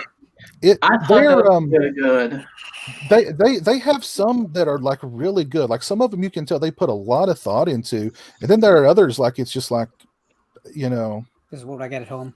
Yeah, but some of them are really, really good. There was one, you talk about the blackout. There was one house. It just went completely dark, and I could not see a thing. And I was just wandering around, like just reaching out, and like I started hitting the people who were inside the thing as like monsters. and like my girlfriend could somehow see, I couldn't, and she was like, "Honey, you were beating them up." She was like you were hitting them hard. And I was like, well, I couldn't see where I was going. And finally, one of them like grabbed me and said, "This way, man, this way." Just pushing me. I just follow my voice. This way, man, this way, to get me out, because I was just like flailing and like. That would traumatize me. That makes me so happy. I don't mind being outside with a bunch of people, but inside it makes me claustrophobic. Okay, well here you go. I'm autistic. Orlando used to have a wonderful attraction called Skull Kingdom, which was the best haunted house I've ever been in. It was like Hollywood production level indoor haunted house. The whole thing was about a half-hour walk, but every room was like produced to a level I've never seen anywhere else. And unfortunately, it's gone. But Skull Kingdom had about a 5-year run where it was the king of the haunted world. That design looks familiar, like Six Castle Flags. Grayskull? That Six Flags. It was very similar to that Six Flags theme park in New Jersey that burned down in '84. That was just a single haunted house that burned down. I know, but it looked similar. Okay. I actually remember that place. Really? Sure. I wasn't there when it burnt down, but yeah. I think every Six Flags like across the country had some sort of catastrophic event. Wasn't it Christian who was telling us that he went to like one of those extreme haunts and like they literally like somebody just like beat him up, like he came out there and he was like beaten up, like physically beaten. You can't do that down. That's amazing. You can terrify people without really grabbing them. Have you guys seen the McCamey Manor stuff on YouTube? Like the extremist haunt, like the most extreme. Never heard of it. Now, like they waterboard people and go into detail. This is right up my alley. The one interesting thing about the houses that October built was that they literally interviewed, like for real, the people who run these extreme haunts. And I remember one guy said, I don't want to kill anybody, but I want to get really close. Wow. That's what they want to do with this haunt. I don't want to kill anybody, but I want to get really close. And I'm like, yeah, I don't need to be in there. I'm good. Yeah, I don't need to go there. Yeah. You guys just tell me about it. Well, I'm fine with the jump scares. Does anybody remember? Did anybody else's McDonald's when you were a kid do a haunted house every year? Like, I mean, the 80s, late 80s, late 80s. I don't remember. Ours did. Nope. Like in the old play place outside, the old playgrounds with the tree, the Hamburglar jail or whatever, the slides. They did a whole haunted house. That was a Grimace jail. It wasn't a Hamburglar. Grimace jail, yeah. But the McDonald's workers every year for several years as a kid, I remember they did a haunted house at McDonald's. Yeah, punched in the face in the Grimace jail one time. Yeah, that was last week, and you were saying things. So this seems like the appropriate place to pump out some Action Park images, because if you talk about dangerous New Jersey stuff, this is the most dangerous wave pool in America. This cost lives repeatedly. AKA the grave pool. Where is that at? Where was that located at? Vernon, New Jersey. Did you ever? Was this before a young Lauren could have went to it, or did you go? I went to this. My uncle was seriously hurt. He had a lung cracked on one of the slides. Oh man! Wow. And of course, that is the infamous slide. What? Wow! Look at those shitty ski lifts. Look at those things. What the hell? So that's some that is real. Right there. There's a Johnny Knoxville movie based upon Action Point. Yes. Yeah. I love that, by the way. Also known to natives Action Point. Also known to natives as Traction Park and Class Action Park. Yeah, Class Action. I love that title. So I mean, it's an impossible to describe the. I mean, they never did a haunted house or a haunted attraction. They were a little bit too early for that. But you can only imagine how dangerous that would have But been. yeah, actually dying Man. does that. It's a little bit of spice. There was not a season they were open when someone didn't die. I mean, their Wikipedia page is the funniest thing you'll ever read on the internet. I mean, I read it. You will cry. You'll laugh so hard. And a lot of people who went there cried for different reasons. Orc, do they have anything like that in Maine? Are there water parks in Maine? There are great whites from time to time. That's about it. Yeah, You great go white pet them? sharks. On the coast, they swing up to Maine, Nova Scotia. They go all the way up to Alaska. Yeah, I had a doctor once, and she's like, "We bought some canoes, and we're not going to go out into the lakes, and we're going to go into the ocean." And I was like, "You do know great whites come up here, and they go all the way up to like Alaska and like Iceland and all that stuff." And she's like, "No, I didn't know that." And I'm like, "Now you know." Can you clarify something for me, Orc? You What's started up? You started that paragraph with the words, "I had a doctor once." Yeah, she said. I said, "What's up? How's it going?" And she said, "We just got kayaks and we were going to go in the ocean, like kayaks and canoes." Yeah. I thought the story was going. I thought there was a broken copier machine at some point in that story. No, dude. No. That's how Orc starts all of his doctor's visits. What's up? How's it going? Yeah. I understand there's a broken copier machine. So it's fuck Kinkos. What? What'd you say? That's what I said. Sorry. What I said. Orc, I got your copies right here, boy. Orc, I'm gonna need at least 10-line rap about Action Park in 5 minutes. Okay. You want it right now? I'll take it right now. Yo, I like to go to Action Park. It's where I spark my blunts. I see lots of cunts and I eat lots of donuts and I got no lunch. Yo, I get in line and then I see you behind. I bend your wife over and hit it from behind. I'm the king. I'm going down the slide. I'm eating your wife out before she was down in crime. Yeah, seeing the docks, jumping off in the hula hoops with the box. Yo, I'm a Klingon and I'm gonna. Yeah, wait, hang on. I was like, Yeah. 2 Live Mountain Dew or something. I don't know. Mountain Dew. Oh, okay. Right. The caffeine took over midway through. Your wife's looking thick like a Milky Way, but I think I'm gonna be like a. Oh, I can't say that word. Shit.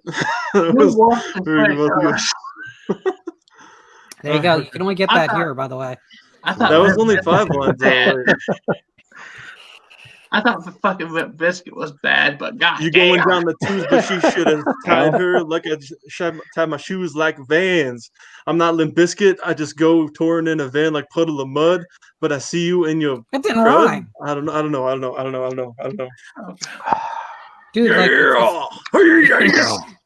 Yeah. Jess. Yes, sir. What advice would you give Orc about his future rap career? Yeah. He's asking Jess. Don't spend a lot of money, but hopefully get a lot of money. Do videos here on YouTube. Get money. Promote yourself. Listen, if that WAP song can be a hit, anything can be a hit. Yeah, I mean, true. Yo, Jess, I'm gonna tell you the best. I don't know your mom, but I'm gonna reinvest in your skills. I got dollar bills. I go through super soakers as Toys of Us like I'm the Hamilton in the hills. Yo, I'm Beverly Hills cop, but I'm not RoboCop. I got the Terminator in my guap, son. That's what I do at Chipotle and Qdoba with the gun, son. I'm done. Wait. Yeah. Where's my fucking gun? Now I have Okay, where do I send the check? I legit have a Toys R Us near me, but do you have a Toys R Us near you? Wait, you have a Toys R Us near you? I have a Toys R Us near me. I thought they were all gone. Wait, do you have a Toys R Us or do you have a Toys R Us? That's what I want to know. Babies R Us? We have a Toys R Us. Jersey still has one. It reopened. Really? Oh. I knew it was still a Canadian thing. Only in Jersey. Only in Jersey. Bagels, good pizza, and steak sauce, and Toys R Us. Cannibal. Where is Sauce, by the way? That's He's avoiding me. He's clearly avoiding me. Boy. Did you guys have a falling out? I don't know. No, maybe. I don't know. He was on commented- Jay's channel last night. I was Yeah, there. I watched some of that.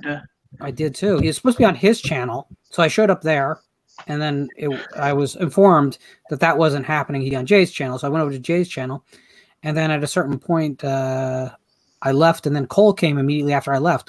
Just coincidence, Cole I'm sure. came in. Yeah. And No, then he I just said came he's in been right after working. Cole. And then we went Working on and for another 4 sleeping. hours, dude. 4 hours. Probably sleeping. Over 5 hours, which is like Jesus. Tim still has the Fuck yeah. record. Oh yeah. Yeah. Mic check. Metallica concert. Al, Yes. you've been very quiet this episode compared to normal. Hey, I'm drunk. That usually makes you When does that stop louder. I was gonna say, man, I'm enjoying the conversation. it is a pretty good one tonight. Al Nice, has mellow. a They very always are, really. Al will get drunk and it'll kind of go, and it'll peak, but then he comes right back up again. Mm-hmm. Al, are you a inner spring or a latex top, or what is your mattress made of? He's a lumberjack man. Mattress, Probably some it's not- springs. it's yeah, springs. Yeah. He's got that Tempur-Pedic, son. That's how it gets all the ladies. Fuck Oh, I know yeah. Orc is a memory Not foam enough. Memory foam guy. guy. He is a memory foam guy. Waterbed. Yeah. Yo, I had a waterbed up until I got married. So don't hate on waterbeds. God. No, the waterbeds are great. I never slept It'll on get one. you in the back. I can't After a sleep on a while. waterbed. That's the problem. I loved it. My Yeah, wife Oh my hated god. Waterbeds are so I loved it. My wife hated it. it. No, I laid on like the last the thing with a waterbed is like every few years it's going to bust. You're just waiting for that day. The last time it did, I just kind of like fell back onto the bed, fell through it because I didn't use the conditioner. You're supposed to put a He fell conditioner through in it. I just fell back. It opened up like that scene in Nightmare on Elm Street 4, and I just went straight to the bottom. Dude, yeah, Oh, never mind the that- like collections. I of wish I had a games girl and like that movies. under my bed. She was Never not mind, there. like, never mind games She or was not movies, there. but That like, would have been awesome. There's 4 cats in this house. I don't think a waterbed's in my future. never mind games or movies, but like a surge protector or something like that. Holy shit, I would be terrified. How can you have Like, sex hold on on. a waterbed? I just don't get that. All right, here Well, we go, boys. you really don't have to worry about that, do you, sir? Well, after the first one, it kind of takes care of it. You better be careful you don't have anything sharp near that thing because it will bust. I usually don't have anything sharp on me. Well, you know, Technically Toenails, speaking. fingernails. Joe Bob actually dates a little bit different than most of us. And it does involve a weapon, and an alley, and a street lamp. What's that, sir? Street lamp. What was that? The street lamp. Oh man. The difference between him and Jack the Ripper? About a century and a quarter. But if there's no street lamp, it's a no-go. Man. Oh, my God, man. That shit got derailed pretty quick. So do any of you? So do Add me on Grinder, Joe. That's what you say, R. Kelly, baby. So are any of you tempted like I am to go around popping all those inflatable yard decorations? I hate those things. You're a terrible person. Yeah, I hate those things. Evil. They didn't do anything to you, especially if it's like the wacky guy. My spirits rise because I'm like, yes, someone isn't putting Christmas shit up yet, and then you go into Lowe's or Home Depot, and it's just like, I'm just like, someone's supporting Halloween. It's like someone is like supporting like an indie game you like or some shit. It's My mom, at Dollar General right now. It is Halloween candy and Christmas decorations in the same aisle, just kind of Oh, facing man. each other. my No mom, Christmas stuff. You till walk in, after you're like- Thanksgiving. my mom works for Lowe's, and the stories of the customers coming in now, you can write a fucking book about those asshole customers. Okay, well, write the book. Go. I know somebody who used to work for Lowe's, and all it sounded like to me was an episode of Melrose Place. Everybody sleeping with everybody else. And That's how Lowe's is. That's I worked at- retail. That's worked at retail in Lowe's. general. I worked at Lowe's for a summer, and it's exactly like that. Let's get things done. Oh, man. Yep. So how did Who's banging Home one of the Depot, cashiers? how do you think Home Depot got the Universal Monsters license this year? That seems so bizarre to me. Like there wasn't another retailer that wanted it. It's I weird. saw a Frankenstein bus though, or a film projector, and it had Yep. it had Universal at Lowe's Yeah. today. Time Oh, out. it's is it Lowe's, not Home Depot? It's one of the two. I don't know. It might be both. But There's a Frankenstein film projector. Yeah, it's a wall projector, and it has there's one that has all the different monsters. Then there's individual ones that are cheaper that have just one of the monsters. it was like I think it was like $40 or $50. It's maybe $29.98. Yeah. Now what I is want this? I want the bride, but I want one of you guys to buy. Oh, so it just like crudely posts an image of Frankenstein onto your wall. They're actually pretty sharp. Guys, I'll be right back. I'm gonna try to continue this on my phone. Look me up on Grinder. Big Daddy Candy Apple 22. Be right back. Razor blade lover. Somehow I imagine dating sharp Joe objects. Bob would be like the worst scenes of everyone's least favorite Fulci film. Oh, Where did Tim go, by the way? Tim had bad internet. Yeah. Hopefully he's finishing the movie. How does he do his own broadcast if he has bad internet? Him and his wife Kendra are watching, so cheers to them. Shout out. Jonathan, you're Kentucky. Are you Kentucky too, or no? I'm in Iowa now. Okay, you're Iowa, and then he's in Kentucky too. The what's his name? The guy who just left. Tim. Timmy. Yeah. Tim. Yes, Tim. Very strong horror community in the Tucky. Yes, That's true. It seems like everybody's from Kentucky. literally Ohio, Seems Kentucky, like everyone's Tennessee, from and Kentucky. fucking Jersey. Tennessee, Ohio, like that whole area. Because there's Philly. nothing else to do. Welcome to Fort Wayne, It's Indiana. Yeah. Nothing to do. Where this is going? Transylvania. The Buck-ass state, man. Wow. To North America. So When My you got favorite food, continent.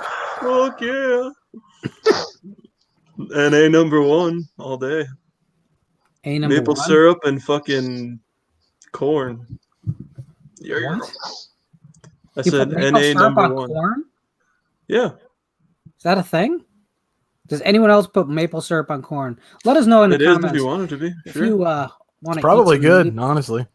Fuck Deep it. fried. Figure it out. fellas, I'm gonna run. It's been fun. Be good, Good, Piz. Piz. Good to see Thanks you, for man. stopping Deep by. is. All right, take care, guys. Take care, Later, buddy. Fizz. Later. So, I bet you anything when Piz gets his box set, his Friday 13th box set, Mhm. first thing he's going to do is crank it up and watch Jason Takes Manhattan. That's what I think is going to happen. You know, out of all the Friday films that get shit on, that's my favorite. Out of 8, 9, and 10. Oh wait, what was the 11? Oh yeah, Freddy vs. Jason. That one has Freddy, so I don't really count that one, even though it does count. It counts. It But counts. out of 8, 9, and 10, I think I like 8 the most out of those 3. Oh, I do Well, too. what me and another buddy of mine at work, we call part 8 the best of the worst. Best of the Paramount, yeah. Best No, of the it's worst. not the best of the Paramount. Friday the 13th series, the best of the Yeah. worst. Well, I mean, it is like it's my second least favorite of the solo series. I'm probably gonna pop in part 2 first, just to see the deleted scenes, and then the So- whole. Part Go 2 ahead. probably has the most I'd be curious of special features. With the new commentary, finally, that's like one of the only movies that never got a commentary. The extra scenes. The thing is, I don't really care about special features a whole lot. I'll peruse through, but I will not watch all of them. I'll watch. Really? You're not a special features guy? Like, You've heard this before, I'm sure. I don't think so. I don't think we've ever dove in here. Oh, We've it's talked pretty about well slip covers, but I hate slip covers. I throw them out immediately. Yeah, you see, actually, Jess, I actually support that more. Like, to me, Like a full documentary type. yeah, because you're only going to scratch the surface with these special features anyway. But to me, they drive up the price of the discs, which I loathe, and they just I watch them once, I'll never go back to them. So it becomes just this thing that's on the disc. I'd rather them spend the time getting the picture and sound looking as good as humanly possible. I do like trailers being on the discs, but even commentaries outside of people like Bruce Campbell and Sam Raimi, who are great to listen to, or something like a Kurt Russell commentary, there's not many that are worth listening to for the whole length. So in my opinion, and it's just my opinion, I'd prefer special features to be left for separate docs or to be available online. I think that's part of the future of anything, is making all this supplemental material available online only. Now, for me, I would definitely go documentaries for are my that. favorite type of movie. Go ahead. Yeah, No, yeah, Hammy. I was just basically saying I would go for that because I'm one. If I already own the movies and they play fine, I'm not gonna buy another box set.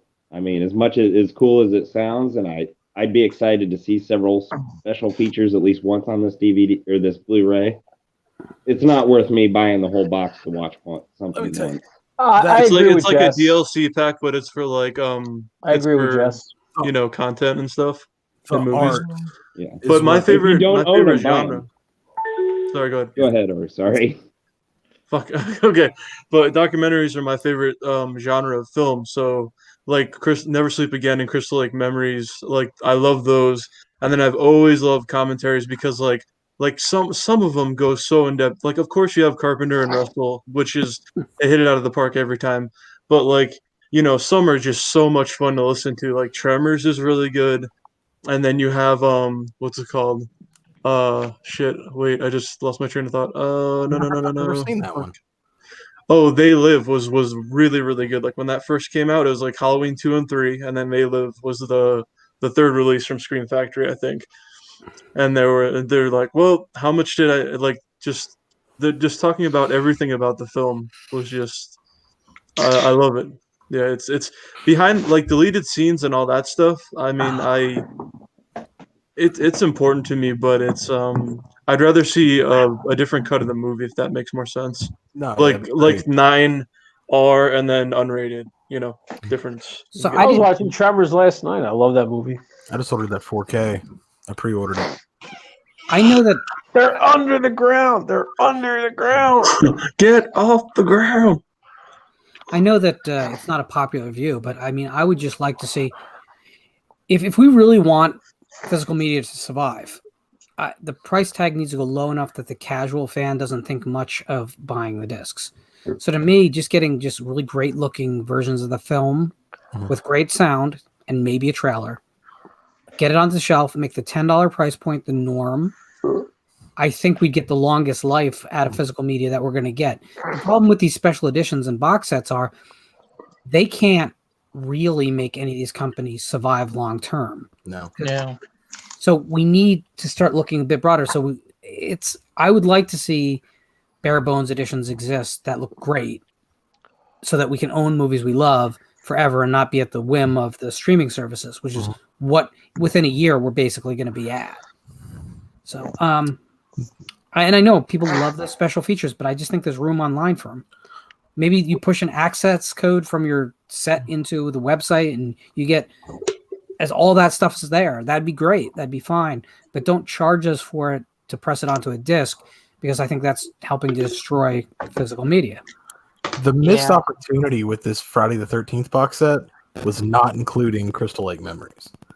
Because if you've watched that documentary, I promise you, there's not a whole lot you could ever ask to know more about that franchise, which is why I was so against this box set when it was announced. Like there wasn't a whole lot other than 4K transfers, which is what I wanted on actual UHD disc. And you know that's coming. I hope it's coming. I'll always buy Friday the 13th, as it turns out. But the artwork on this edition is really what sold me. It just looks fantastic. I will give you that. It is nice. It's really cool. And I support people like you because you're buying the newer editions, and it's not so much that I own them. It's just the 130 price point. I'm like, nah, I'm good. No, and I Yeah, did a that's whole video when And it was and out. that's not to bash anyone who's rebuying it again. No. Go for it, man. All And the way. I did a whole video when it was announced, basically saying like you do not have to buy this. Don't feel pressured into buying it because that's what everybody's. You can still get that edition of it all on Blu-ray for like less than $80, and even further than that, if you don't care about the later films, you can get the entire Paramount set for like $20 on Blu-ray. Yeah, and that's what most people need to do if they want these movies. They don't care enough to know any more about the films, and they don't care about the artwork. That's exactly what the mass public's going to buy. Well, if I didn't have them, I mean, $130, honestly, as a fan, isn't that bad. I remember it's not the Nightmare DVD box set, which is still one of the greatest box sets. Back when the Sleepaway Camp had the first aid. Yep. Got that one too. Yep. But what was the Nightmare when it first came out? It was over $100, and it's well worth. Yeah. It was well worth it 20 years ago or more. And Wasn't it like 2 or like 170? It was up there, man. It was really expensive. I don't think it was a full 200 yet, but it might have been at least like 160, 170 when it the first packaging was came great out. too. Like even though they were snapper cases, you had the nice spines that The made nice up. spine, it held up. I made up the still have picture. mine. I mean, most I of it. upgraded Yeah, I have mine too. I'm sorry, It's used well, but upgraded mine because the Blu-ray editions, the transfers are garbage, and that is a series that needs some love. it needs a good with proper the first Blu-ray film that I box have. set.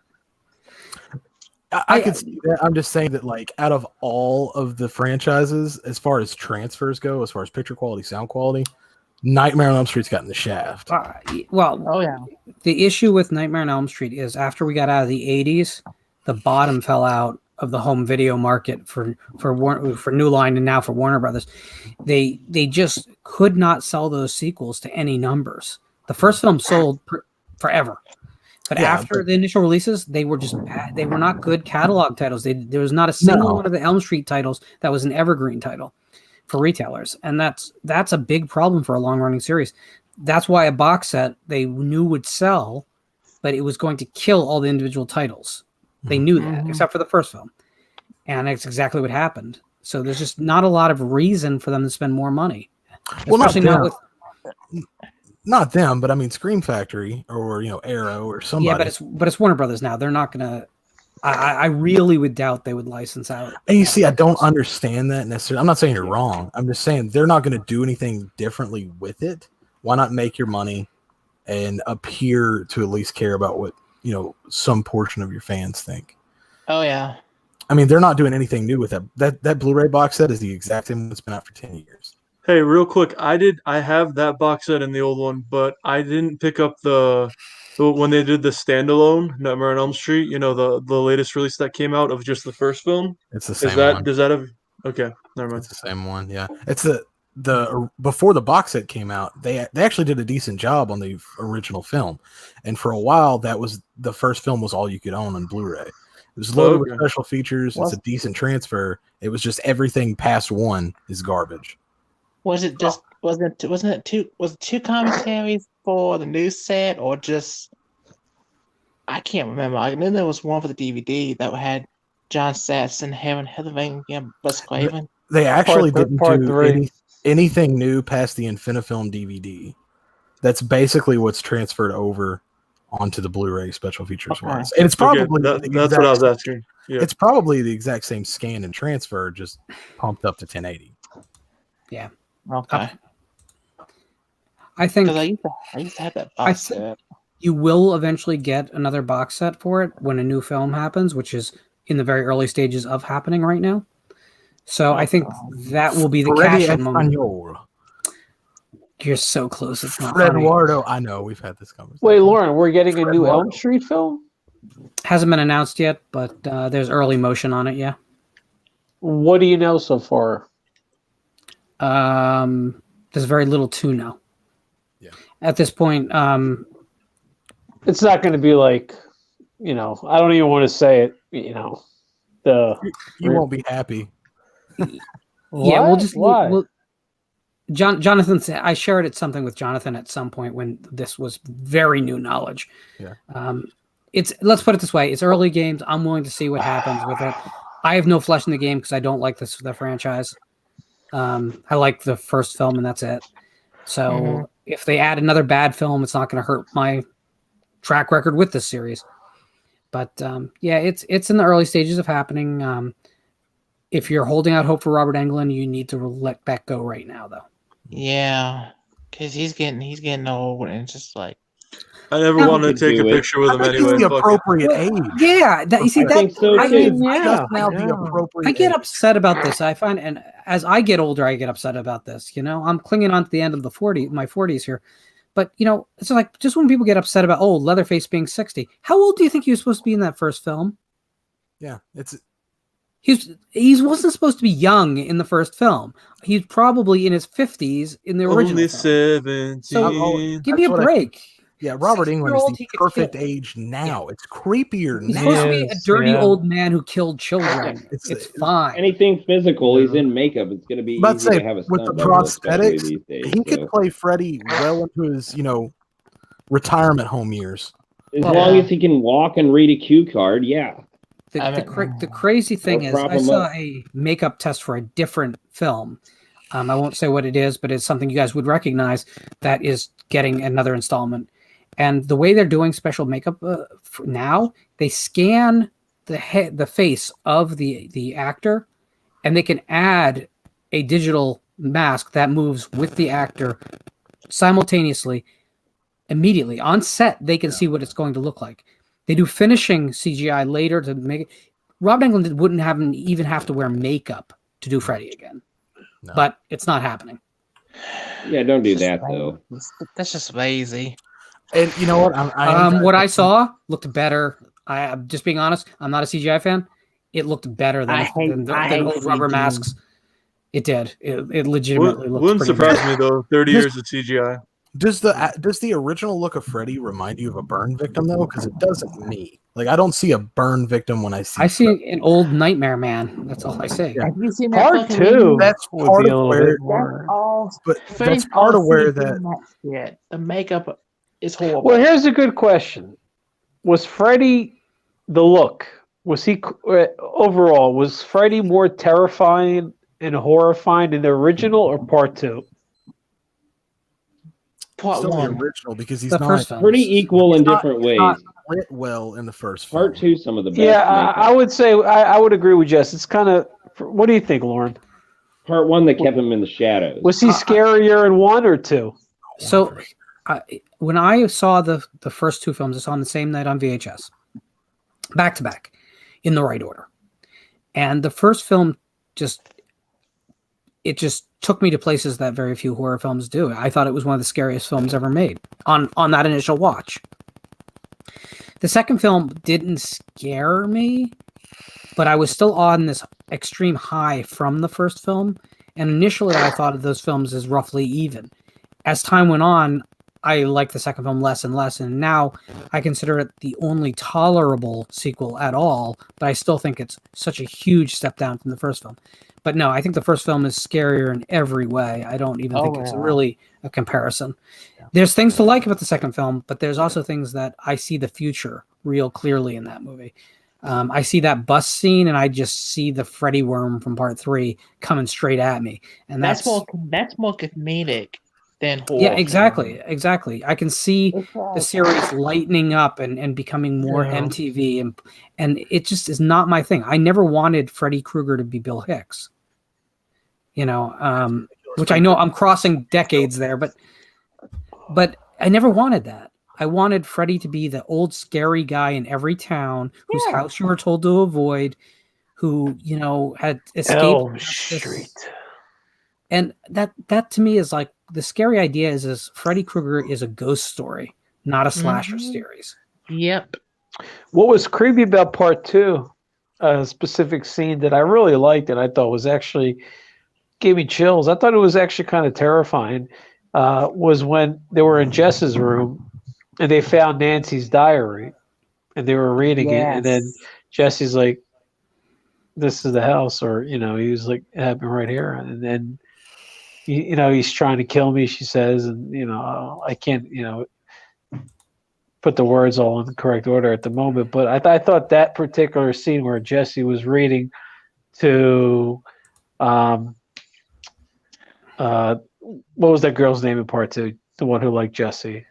It's a good question. I haven't seen that movie in a while. He was reading the diary to her, and I thought that was really creepy. It was a diary 5 years prior that Heather wrote about Freddie. I thought that was creepy. Jess, you know what I'm talking about. Oh, definitely. I know the scene. That was a good scene. I'm still pondering. Nightmare on Elm Street's Freddy. He's a slasher. And he was reading it to top Lisa. five He was reading it to slashers, Lisa. by the way. Lisa. I'd have to argue. Lisa, yeah, that's her name. He is. That's my 5th in top 5. Well, but there you go. You do agree. He's a slasher. He's one of the top 5 slasher icons of all. I mean, yep, I put him at 5. Yeah. To me, when I was a kid, though, I wasn't scared shitless, but I'd be like, okay, Michael and Jason, where are they? Let me look out my window. It's 1 o'clock in the morning, and I'm like 9 years old. But if you think about when Nightmare, the original, came out, and all those people going to see it, drunk and stoned, and they're probably like, damn, I don't know if I want to sleep tonight. It actually, because I know when I first seen it, teenagers to where I feel like by the time it scared me. I didn't want to sleep for days. I'm like, I was a 5-year-old. I was extremely afraid of Chucky, but I had a My Buddy doll. Yeah, same here, dude. Little trilogy of terror, and then Child's Play. Yes. Have you ever seen Dead of Night? No, I haven't. That ventriloquist dummy sequence in the center of that movie will just destroy you. It's by far the scariest doll movie ever made. It wasn't a doll thing for me. It was the fact that Chucky looks so similar to the My Buddy dolls.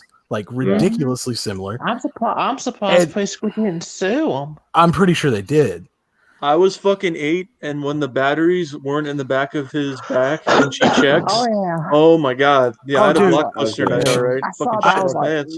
I checked all of my toys after that. I was like, not today. Not today. Yeah. Damn! That was a great scene. The 90s and 80s. How I missed them. I remember when going to the theater to see Child's Play was so weird because it was pre-packaged pretty much as a horror franchise right from the beginning. Like, it was really common knowledge. Like, this is the new icon. It wasn't organic at all.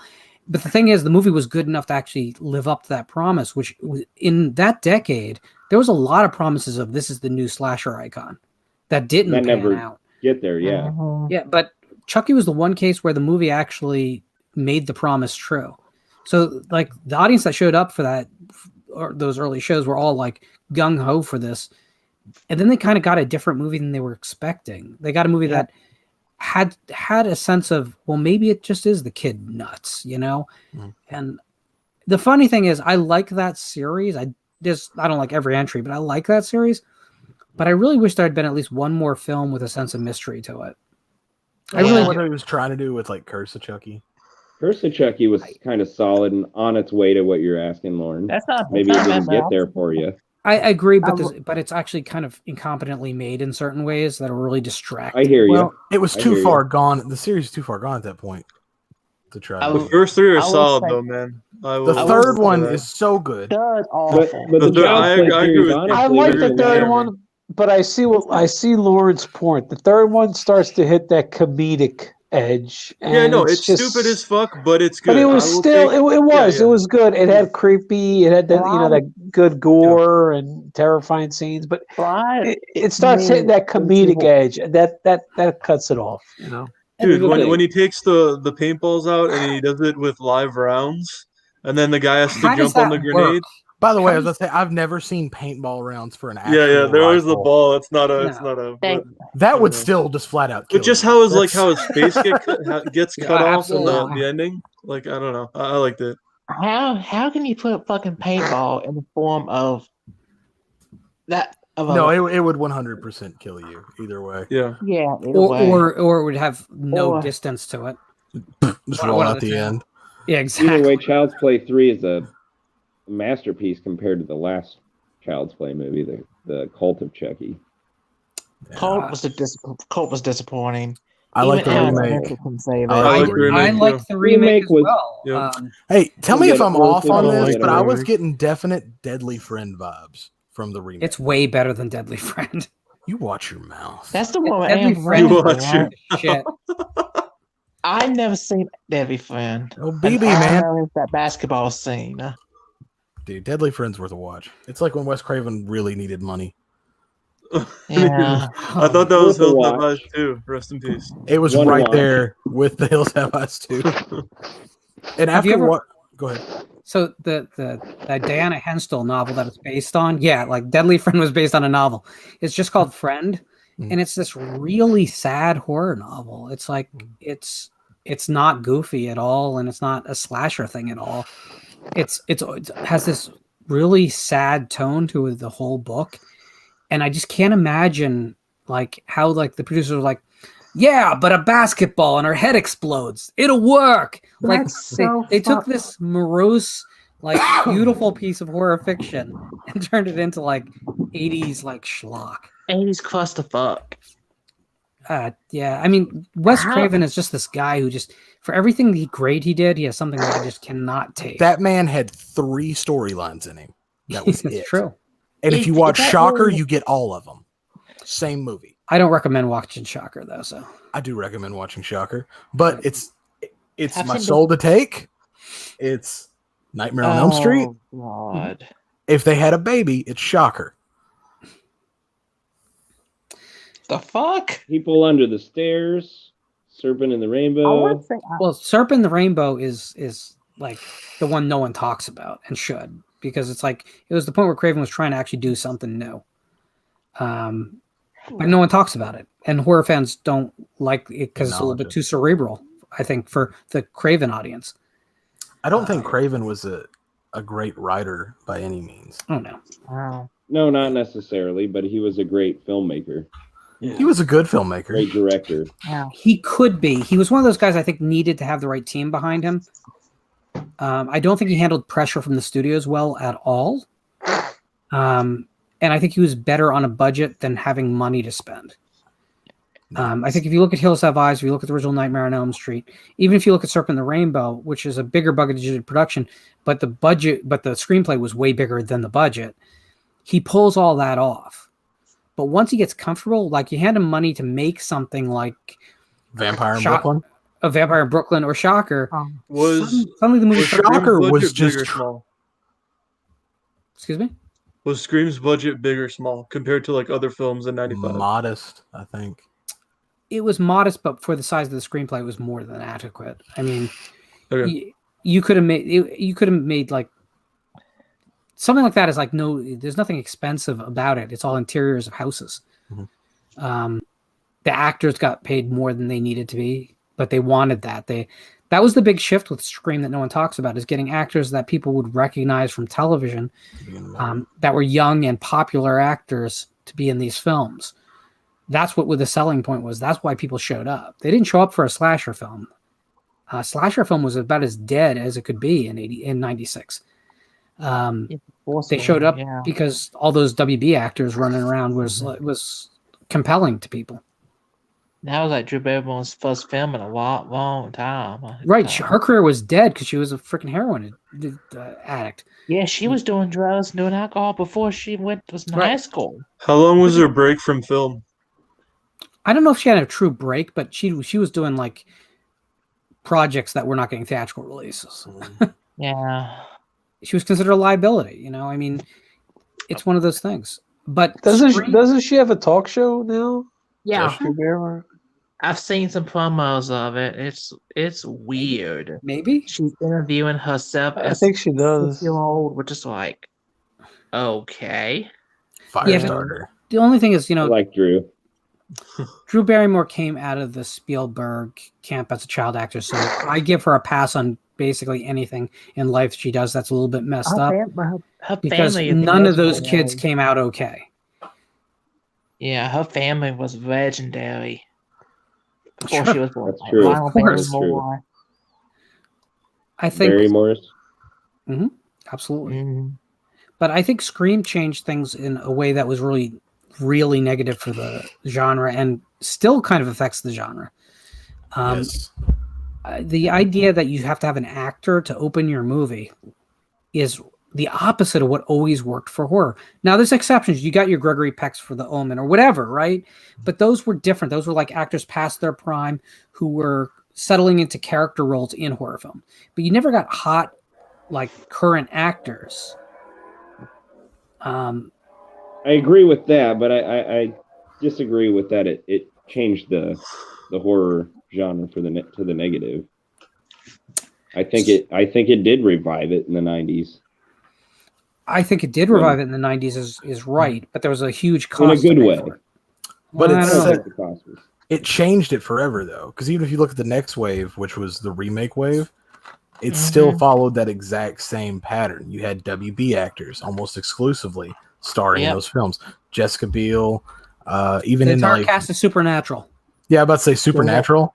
Like That's a bad example. Jared Texas Chainsaw is Padalecki. one of the better remakes. It is, and I agree. I like the Texas Chainsaw remake, but that carried theatrical horror.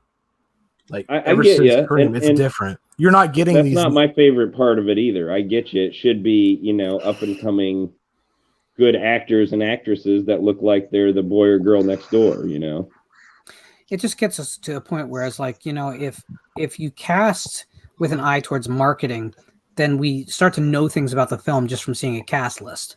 Yeah. You're not going to waste. If you get a Nev Campbell in your movie, we kind of know she's in the final scene of the film, right? Mm-hmm. It's just how it is. Go ahead. And I'm just saying that, like, the unpredictability of a slasher film is what used to be one of the biggest appeals, is that you looked at these fresh-faced kids, you didn't know any of them from anything unless you were a big New York stage or soap opera person, maybe. Yeah. And at that point, and it was fair game. Any one of these people could emerge as the survivor. When you start to see these actors that you recognize, part of that fun kind of evaporates, at least for me. And you would never know that some of these people did these mid-90s teen shows, which Party of Five, Melrose Place, all that shit. How is Scream getting another sequel? How? Damn, I know, Jonathan. Because Al and I will be there. Yes, we will.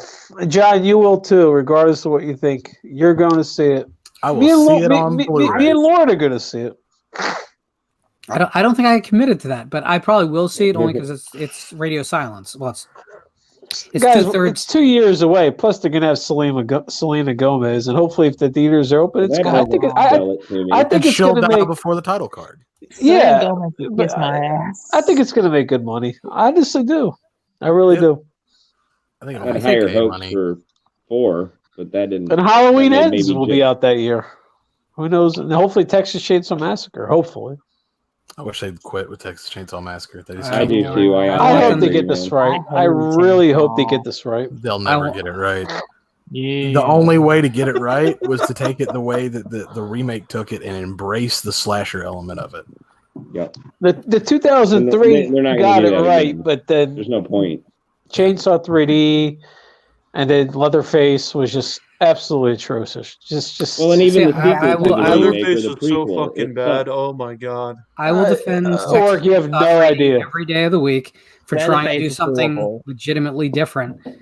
It didn't work, but it tried boldly to do something different. It Which tried to that be a series, piece of dog shit. I hated that film so much. Texas Chainsaw 3D, is that what you're talking about, Lauren? Yeah. Yeah. The thing that took me out immediately is I didn't know what time period we were in. No, and I get you. The cell phones are a problem. But here's the thing about that movie. It feels like a direct-to-DVD film from the late 90s. Yeah. And honestly, that's probably where a Texas Chainsaw Massacre film should be at this point. Yes. But there's things about it that I think are really bold. The idea of finally embracing one of the big horror icons as an anti-hero outright.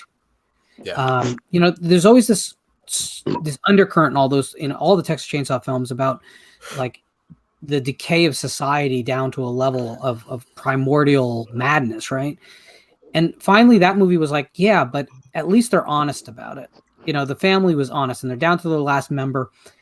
but he's going to be noble even though he's a savage, and the town is the evil. I think that's at least trying to do something. Whereas then- if like you look at like Leatherface, like the Texas Chainsaw Massacre Part 3, man, I would never thought that film amounted to anything. It was just, let's like Leatherface. He's a character horror fans now. Let's make it into a franchise about him. I didn't need him as an icon. That's not why the original Texas Chainsaw Massacre is a classic to me. But I think that's why the remake worked.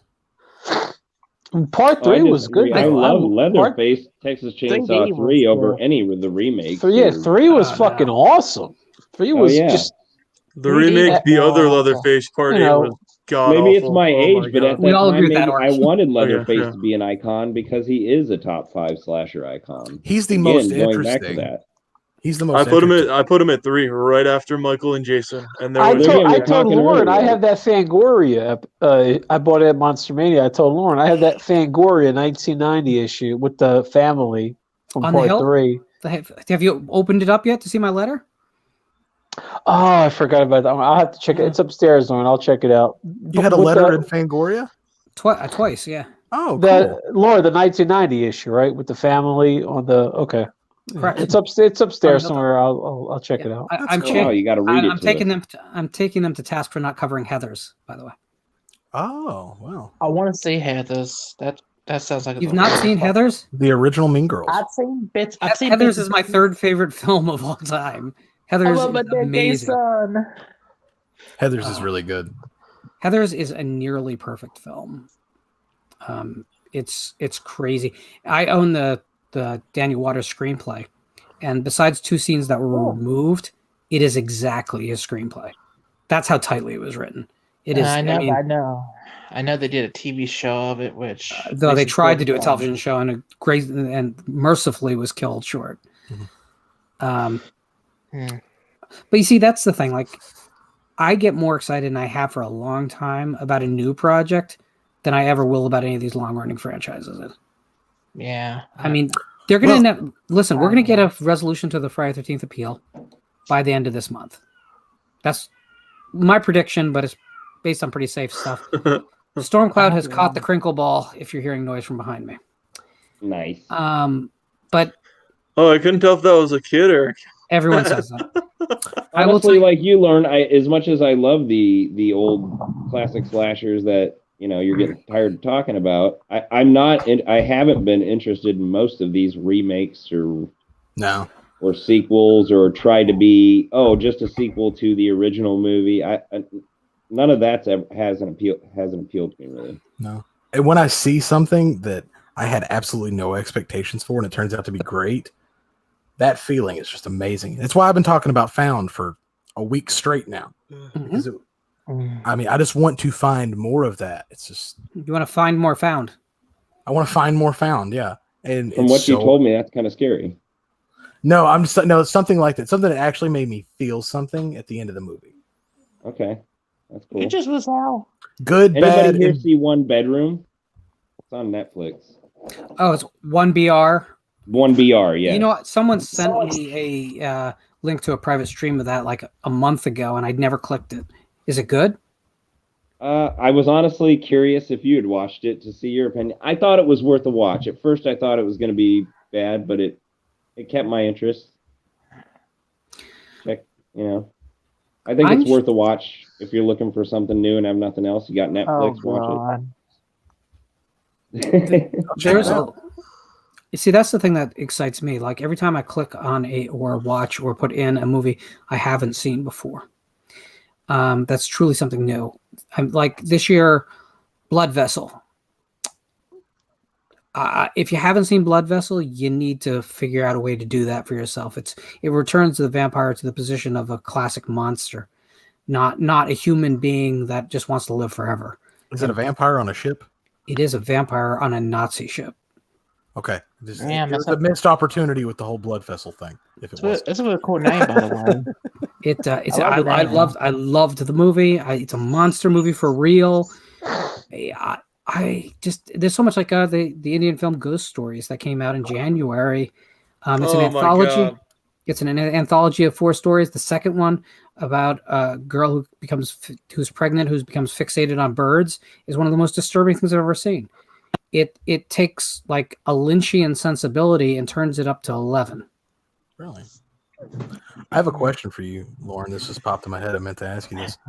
Out of the Universal monsters, there's been some attempt at reviving all of those throughout the years, with the exception of The Shape of Water. My favorite, of course, is the creature from the Black Lagoon. Why do you not think that's been revisited? Well, I think there's been a lot of like other companies trying to make exploitation variations, whether we're talking Island of the Fishman from Sergio Martino, or of the Roger Corman film. The title's eluding me at the moment. People have tried to do the aquatic man in a modern sense, but they always leave out the sense of tragedy that makes creature so great. I think trying to do any of the classic Universal monsters is a tough pill, because you have to get it to be kind of scary and iconic and visually interesting, have kind of a German expressionist look to it, and that sense of sympathy has to be in place if you really want to pull off the Universal monster thing. And I just don't think that, I think we're too cynical today to really pull it off. I think Creature has the most potential, personally, because that's just a good story to me. Like, you could probably remake the entire film and I'd be interested. Just exactly, from the same script, damn near. Yeah. I mean, I also have kept saying, if you're going to do these Universal monster films, you got to keep them as period pieces. Oh yeah. Don't put them in today's world. Just abandon that thought right now. It's not worth doing. Then they're fears from another age. So if we're going to do them, let's do them as the adventures of another time. The Indiana Jones works because he's not in today's. Yeah. You take that same character and you put him in today's world, and it falls apart immediately, which is why the Tomb Raider movies suck, right? Things exist in the time that they were created for a reason. And that's also how I feel about, we're talking about 40-year-old slasher films. The reason they need to be left behind for something new is because they're a great product of their time. They're just not for today. Today, paranoia should be the basis of most of our horror films, because we have more paranoia today because of technology, because of our politics, because of our society, because of thought policing. Yep. That's where today's strong horror films should be, not the guy from the inner city, with a knife, which is basically what the slasher film is. But is that going to really draw? That's not going to draw me in, is what I'm saying. Most of the time. Me neither. You might find one good, clever movie with. Yeah, I was going to say you might have a rare gem with that, but I think you. But I want to escape the real world terror. It's just too no. It doesn't have to be apples to apples.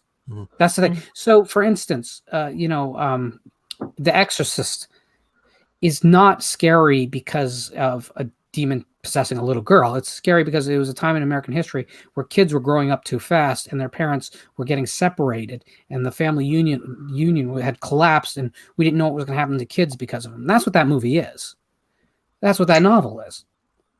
The most important moment in The Exorcist is when Reagan is in her bedroom overhearing her mom scream obscenities at her ex-husband on the phone down the hall. That's what that movie is. Yeah. So you could do that same level of paranoia, wrap it up in some supernatural being or whatever. It doesn't have to be on the nose about what it's about. In fact, it shouldn't be. But we have to find that new metaphorical range that makes sense for today.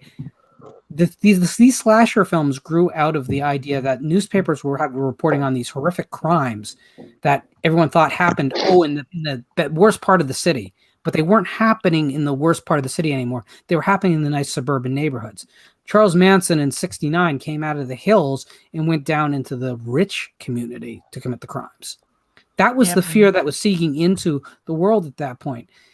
And we expressed that through these films. Now, I know that sounds like, Lauren, they're just movies about a guy with a knife. Don't take it that seriously. But we create based on our world. What scares us, we cannot manufacture. It has to really be something we're afraid of on some level. Right. The Amityville Horror is about not being able to make a mortgage payment. Poltergeist is about buying a house that's built on a sinkhole. basically. True. Yeah. House by done the both of those House by the things. Cemetery, Lauren. House by the Cemetery is Lucio Fulci just trying to put us in his maddening dreams. What a great movie, though. Oh man, I love It that. is. Hey, Jacob in the chat brought up The Platform on Netflix. Has anybody else seen that? I have not. I've seen it. It is pretty good. If you guys haven't seen it, please give it a watch. I think it's a Spanish film, and it's dubbed. He was telling me he was shocked how little horror fans are talking about it because horror fans say they want adult horror, and he claims that's adult horror. It is really good, and I mean, it's very clear what they're trying to say with that film. It's very in your face, but still, it works. Okay, I'm gonna add that to my list. I think yeah, I'm gonna have to add it to my list. It's pretty big this month. Lauren, look what Griffin posted in the chat. I think this is kind of interesting. Lauren is a real trooper. Lauren really just wants to discuss the 30s, 40s horror movies, and is just exhausted with all the well-tread waters of the 80s. 90s. Well, there's a part of that that's really true. I wouldn't say it's just 30s and 40s I want to discuss. I would love to talk to you guys about some of the indie stuff that comes out now, some of the foreign stuff that comes out. But I realize, look, I read the comments. When it's a drinking game for me to mention Game Over, it's time for me not to mention Game Over anymore. But it's I can talk about this in the 80s and 90s all day long because it's what people see as the center of the horror culture for people of a certain age. But And the stuff in the 40s and 50s, to me, I think that's kind of interesting because I've never heard of, yet alone seen. I was just gonna say I forget to talk about it. I'm definitely down to talk about it because you're talking. Yeah, me too. You're talking the stuff that started it all. They were the kings until the slashers. I mean, they still are the original kings. Your Dracula, Wolfman, Mummy. It's kind of Lauren, like, what about the 50s? What's Frankenstein's good that monster, came out in the 50s? Yeah, going off of Creature from the Black Lagoon. Going Thank off of you. more than that. go ahead, Orc. the Hammer films, like what he's saying. Like I'd The Hammer love to films, hear I your love thoughts them on like too. all those. Anything Peter Cushing and Christopher Lee. Yeah, there you go. Well, I think that people tend to focus too much on the Dracula and Frankenstein films from Hammer, which they're good films. Don't get me wrong, but for my money, like the Karnstein trilogy is my favorite moment of Hammer. But also stuff. Their Jack the Ripper movie is amazing. No one ever talks about it in the community, and that's a slasher film. So there's no real reason. It's just it came out before the slasher wave was underway. Vault of Horror. Well, that's Amicus, but yes. Really? I always considered it Hammer. Yeah, I know. Everyone folds all the Amicus titles into Hammer. It's cool. They look very similar. There's that very specific British look to film at that time. Although Amicus did have foreign money and by their standards, and so there's a lot of German money coming in. But the thing is, honestly, I don't know how many people know these movies. I mean, if I decide to talk about, say, the Quatermass movies, which I was lucky enough when Simon Clark was on my channel, like he brought up Quatermass, and I was like, I don't know if you guys could tell, but I was like, I was bursting inside because it was like, finally, I get to talk about Quatermass. What people don't realize is that Nigel Keel, wrote the original screenplay for Halloween 3 before it was dumbed down considerably. He wrote the Quatermass series. Oh. So it's not like this stuff should be that weird for people to think of talking about.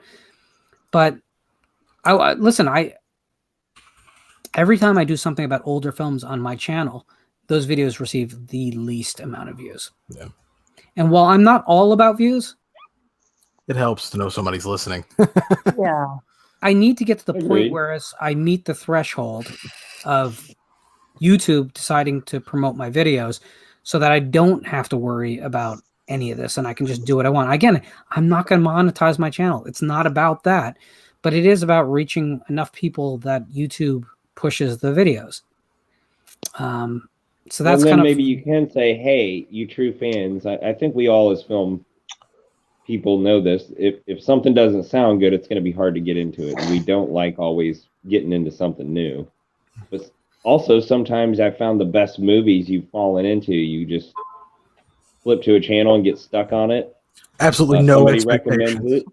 yeah, with no expectations, somebody recommends it, and you're kind of like, all right, I'll force myself to start it, and you really get into it. So, and that's the same even with older movies. They are some of the best story-driven films.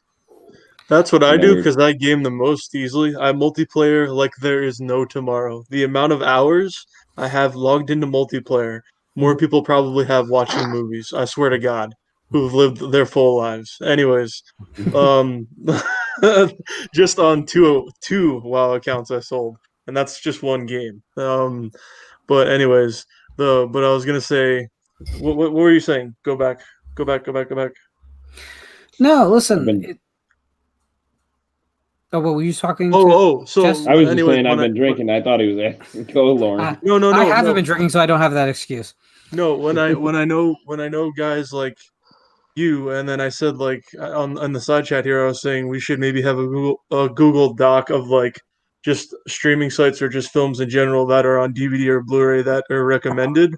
That's really good because what I do from Region Free and the guys who are on that, and anyone who I've met on YouTube or through gaming, is I just take any movie recommendation, and especially horror and documentaries, and pretty much any movie for the most part, especially like John Wick, they just won't shut the fuck up about it, and then I'll watch it, and then that's when. And Game Over was another one. Like Lauren was like, "You should watch this. You should watch this," and then Lauren was like, "Just watch it." I'm like, "Okay," and it was worth it, man. That And movie's then the you're like, shit. yeah, you're right. Yeah, Yeah, exactly. and then because it's like one of those things you gotta get into it. It's like sitting down in class. It's like you gotta. It's Well, like starting a single player game. so I don't Jess, know. let me ask because you're actually like right on the cusp of what he's talking about. Like, you began to watch Psycho.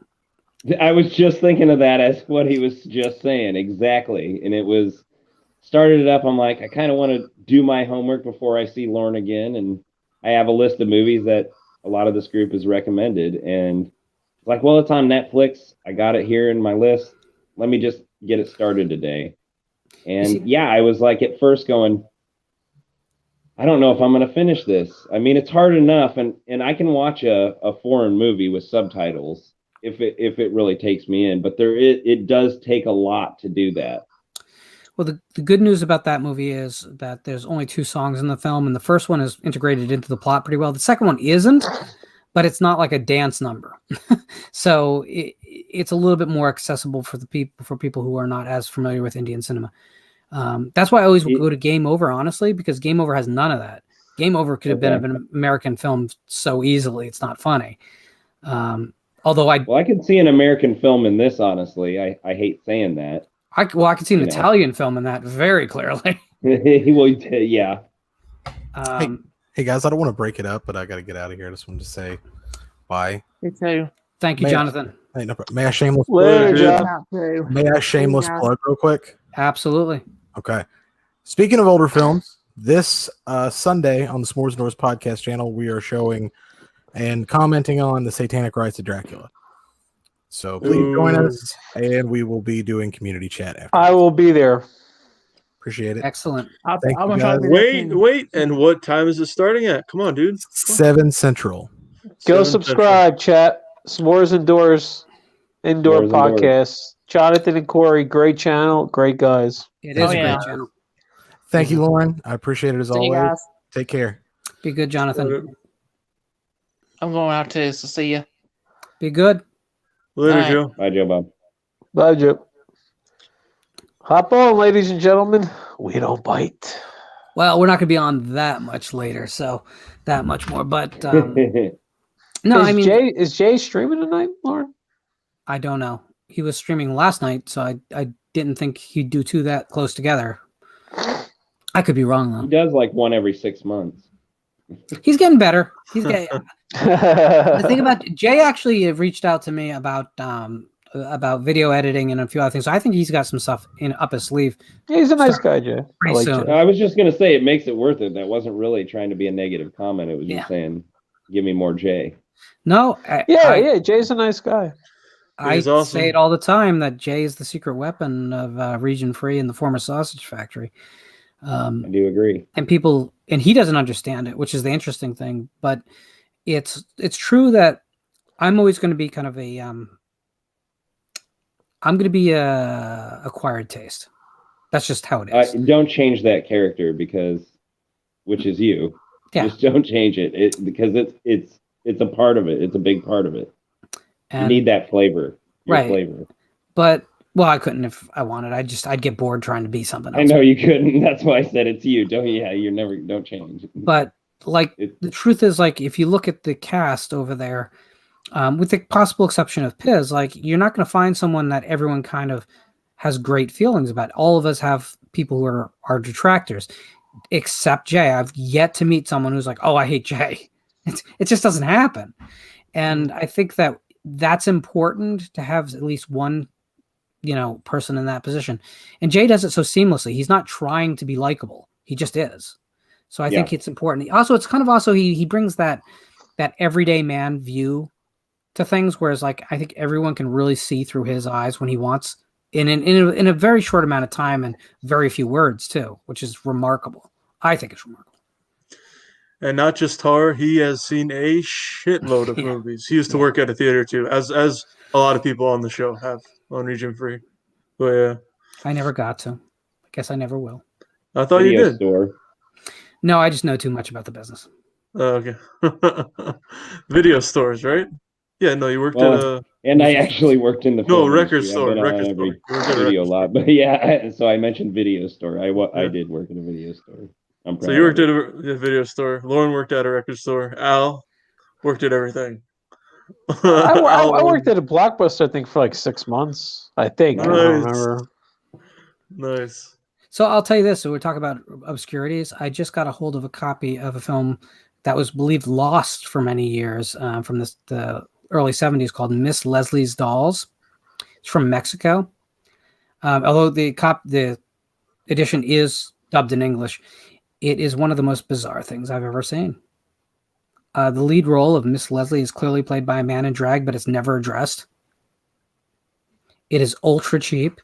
It is really weird, and it's a British print that got an X rating in front of it. Although today it would get an R here easily, but really a bizarre film, and I loved it. It looks and feels like a great cheesy 70s flick. I mean, unbelievable. Almost sounds like something to John Waters or. It's kind of like something that John Waters would try to make, but this clearly was just like everyone was on drugs and made a movie. Okay. So Griffin is saying that he wants pre-70s. If you guys really want me to cover things that are more vintage, you need to just scream it out. And like when other people, keep telling me, no, we really want you to do Nightmare on Elm Street autopsies next, which will never happen. Just shout them down. Let them know. I want to see you doing a scene like in the bath, like Heather did with the claw coming up between your legs. No, that would be hilarious. Two problems with that. A, I don't have a bathtub. I only have a shower. And two, it'd be me in the bathtub, and that would not be Psycho autopsy.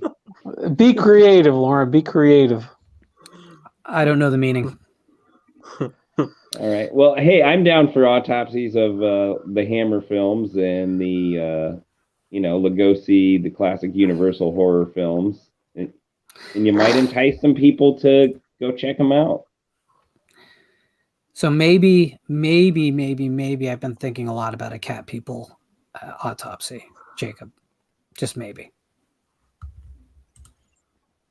But not right now because I'm balls deep in Halloween, and somehow I have to figure out how to do an autopsy of Resurrection and Curse. Maybe in November do Night, Dawn, and Day. What about Christmas? No, you you see, do Christmas horror? Another good one. I don't think I really need to do Night, Dawn, and Day because like everyone recognizes there's being subtext there, and that's pretty covered. Maybe not Day as much, but Night and Dawn people have covered pretty thoroughly. I don't know if I have anything new to say. I also just don't want to really do series. I think I just want to do some scattershot films here and there and see how that goes. The only reason is because when you go out, you're wearing a mask, and you're not getting bit. But that's why you could be like, you could make that video for your channel, sir. Yeah. I like start making some pizza, videos. it's delicious. Or Wow. Casa channel. I want to see Mostly orc him playing video autopsies. games recently, but I actually click on those videos, give them the thumbs up, and then get the hell out of there because I have no interest in viewing. Oh man. Yeah, it's hard, man, because some people just literally they just game. Some people watch movies. Some people do both. Some people have a fuck ton of hobbies.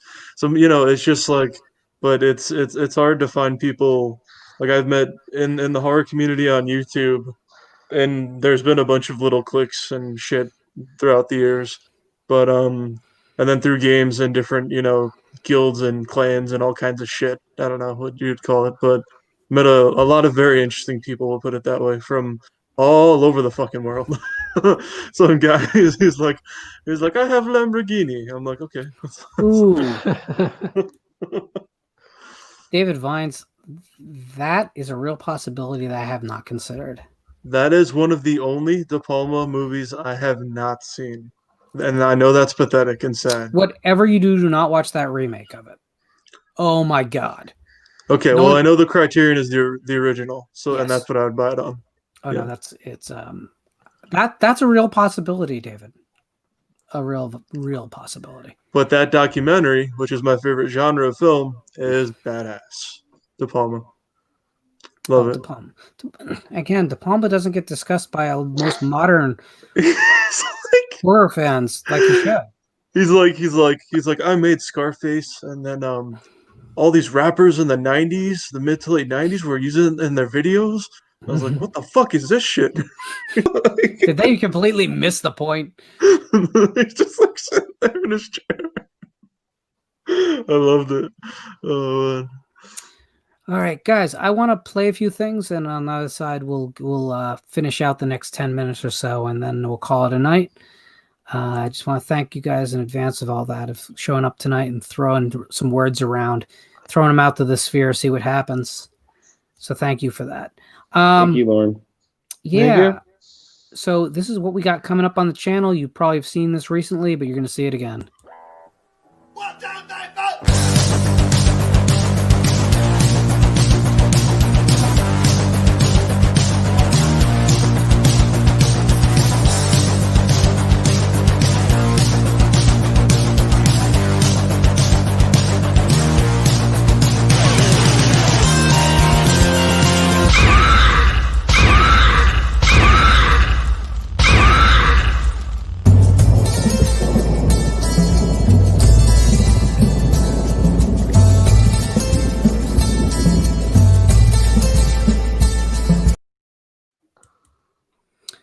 So yeah, tomorrow night I will be on the air with Danielle Gelaharte and Rebecca Pavin, who together produce the show Penny Dreadful's Shilling Shockers, which is a horror host show that is based in New England. I believe it reaches up to Maine's Orc. You could probably find it. I am a big fan of horror hosts. That the UHF horror hosts are how I discovered many classic horror films back in the day. To see people just still doing it to this day is amazing. Both those ladies are inducted into the Horror Host Hall of Fame, and their show is exactly what it should be. It's wonderfully cheesy. It's over the top. It's way too brightly lit, and it's glorious. So I'm going to sit down and talk to them. And then on Saturday, I will be sitting down with Nancy Kilpatrick, who is a great author in her own right, as well as an editor. A couple million years ago, Nancy bought a story from me, and we've been kind of in touch ever since. She's one of the previous decade's most important literary figures, easy to say. And then on Monday, the legendary F. Paul Wilson, author of The Keep and The Repairman Jack Legacy, will be on. And that's going to be Lauren at his most intimidated, talking to, again, one of his heroes. Cool. So, guys, what do you got going to celebrate the next week of Halloween? Orc, what will you be doing next week? I still have to compile a bunch of movies. I think what's next on my list is what's the movie called? It's not My Friend Dahmer. Is that what it is? Yes. Yeah, and that's on Prime right now, but that's been on my watch list for 2 years now, I think. And after watching the Ted Bundy movie and then listening to the 4-part series about the tapes, I want to watch that, so I'm gonna watch that probably in the next day or two, and then I'm gonna just make a huge list and go through it. And I don't know, I'm gonna save Halloween 1 and 2 for Halloween like I always do. And other than that, I don't know. I don't really. I'd rather see movies I have. For me, especially with horror, when it comes to like October and stuff, I'd rather see movies I haven't seen. If they're really good or they're decent, and I've heard that from a few people, or just one person really, really likes it, and their value is good on movies. I'll add it to the list. So that's what I was saying with like the Google Documents kind of thing. But yeah, but I'll ask around and I'll start annoying people, which is, and then I'll only watch like, 2/10 of the movies, but still, I'll do what I can. But yeah, that's my plan. And then Call of Duty, the beta is coming out. The first beta weekend is this Thursday through Monday, lunchtime, both of those days, and then next weekend, and then it comes out November 13th, and then both new consoles are coming out next month. So I'll be all over that. It's Black Ops Cold. It's Call of Duty Black Ops Cold War, and it's got like guns like the AK-74U, all that good jazz back in the Reagan era. Yep. So, Jess, what's up for you in this coming week? Obviously a lot of movies. Got to finish Psycho. A couple other new ones this coming weeks. Suspiria 2018. Al, I'm gonna try my best. About time. Hopefully this Saturday it's supposed to be nice here in the Midwest, so maybe a projector outdoor movie of the original Halloween with my cousins. But got to order my son's costume here soon. He's got to pick it out online, and we're gonna order it. So yeah, Awesome. Pretty Halloweeny week. Al, what do you got going for this coming week? Pretty much the same. Revisiting horror movies. So the Halloween series.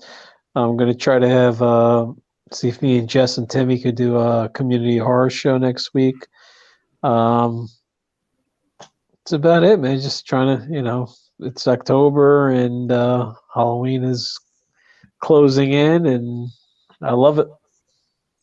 Suspiria is added. That's first on the list after Dahmer. that's there you go. Jake wants to know what about Buttspiria 2018. We're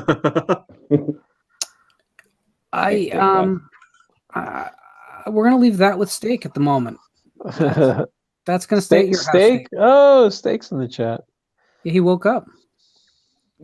All right, so I mean, this week for me is a busy week.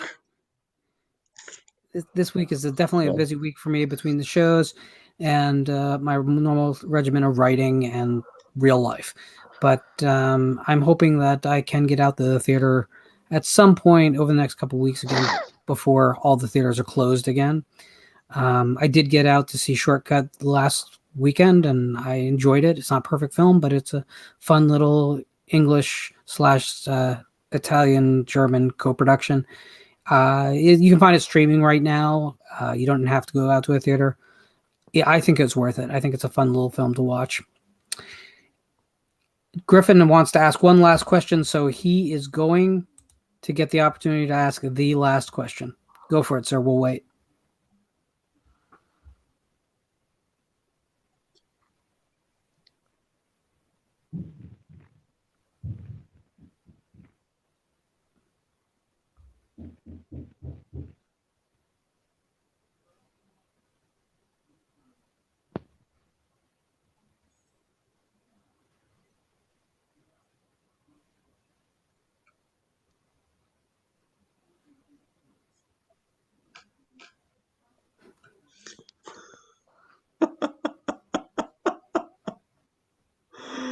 Oh, yeah.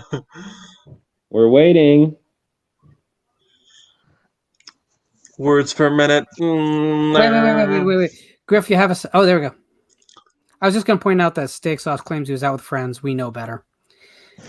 He was sleeping. How well can you remember a story from a book that you read years ago? Depends wildly on the book. Scary I was just stories to gonna tell say- in the dark. Yeah, I can remember. Don't ever It laugh really depends as on the the book. cradle goes by, for you may be the next to die. So The I think- hearse, the hearse.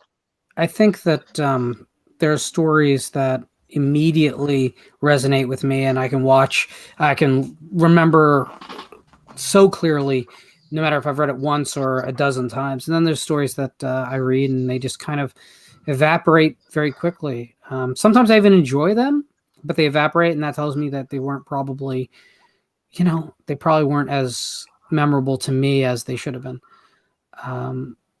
I will say that character names tend to leave me pretty fast. I usually talk about, well, there's this guy who. So details like that, not so much, but I can usually tell you what I loved about a book I loved pretty clearly. And Lance wants Orc to know that he is awesome.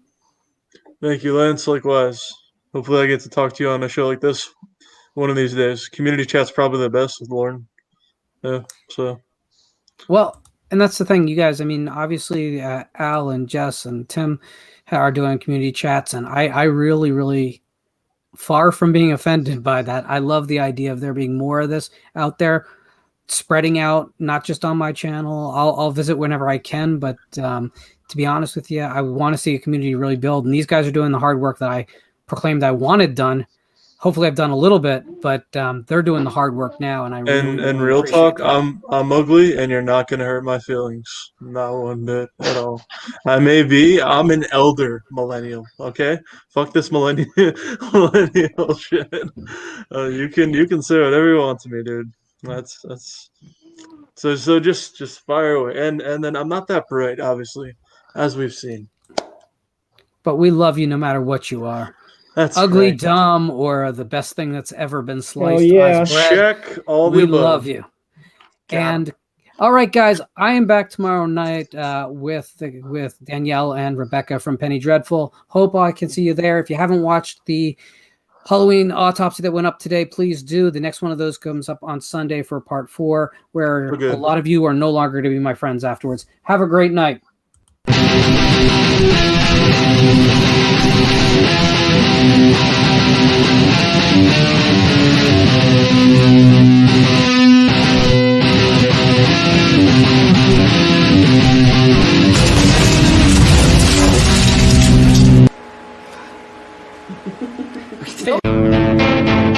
Crisp, flavorful fish sandwiches, golden brown and crunchy outside, and tender and juicy inside for a snack or a meal.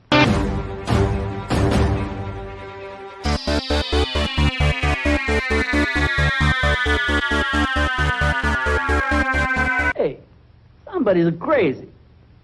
Papa goes the weasel. Everybody knows the weasel blows.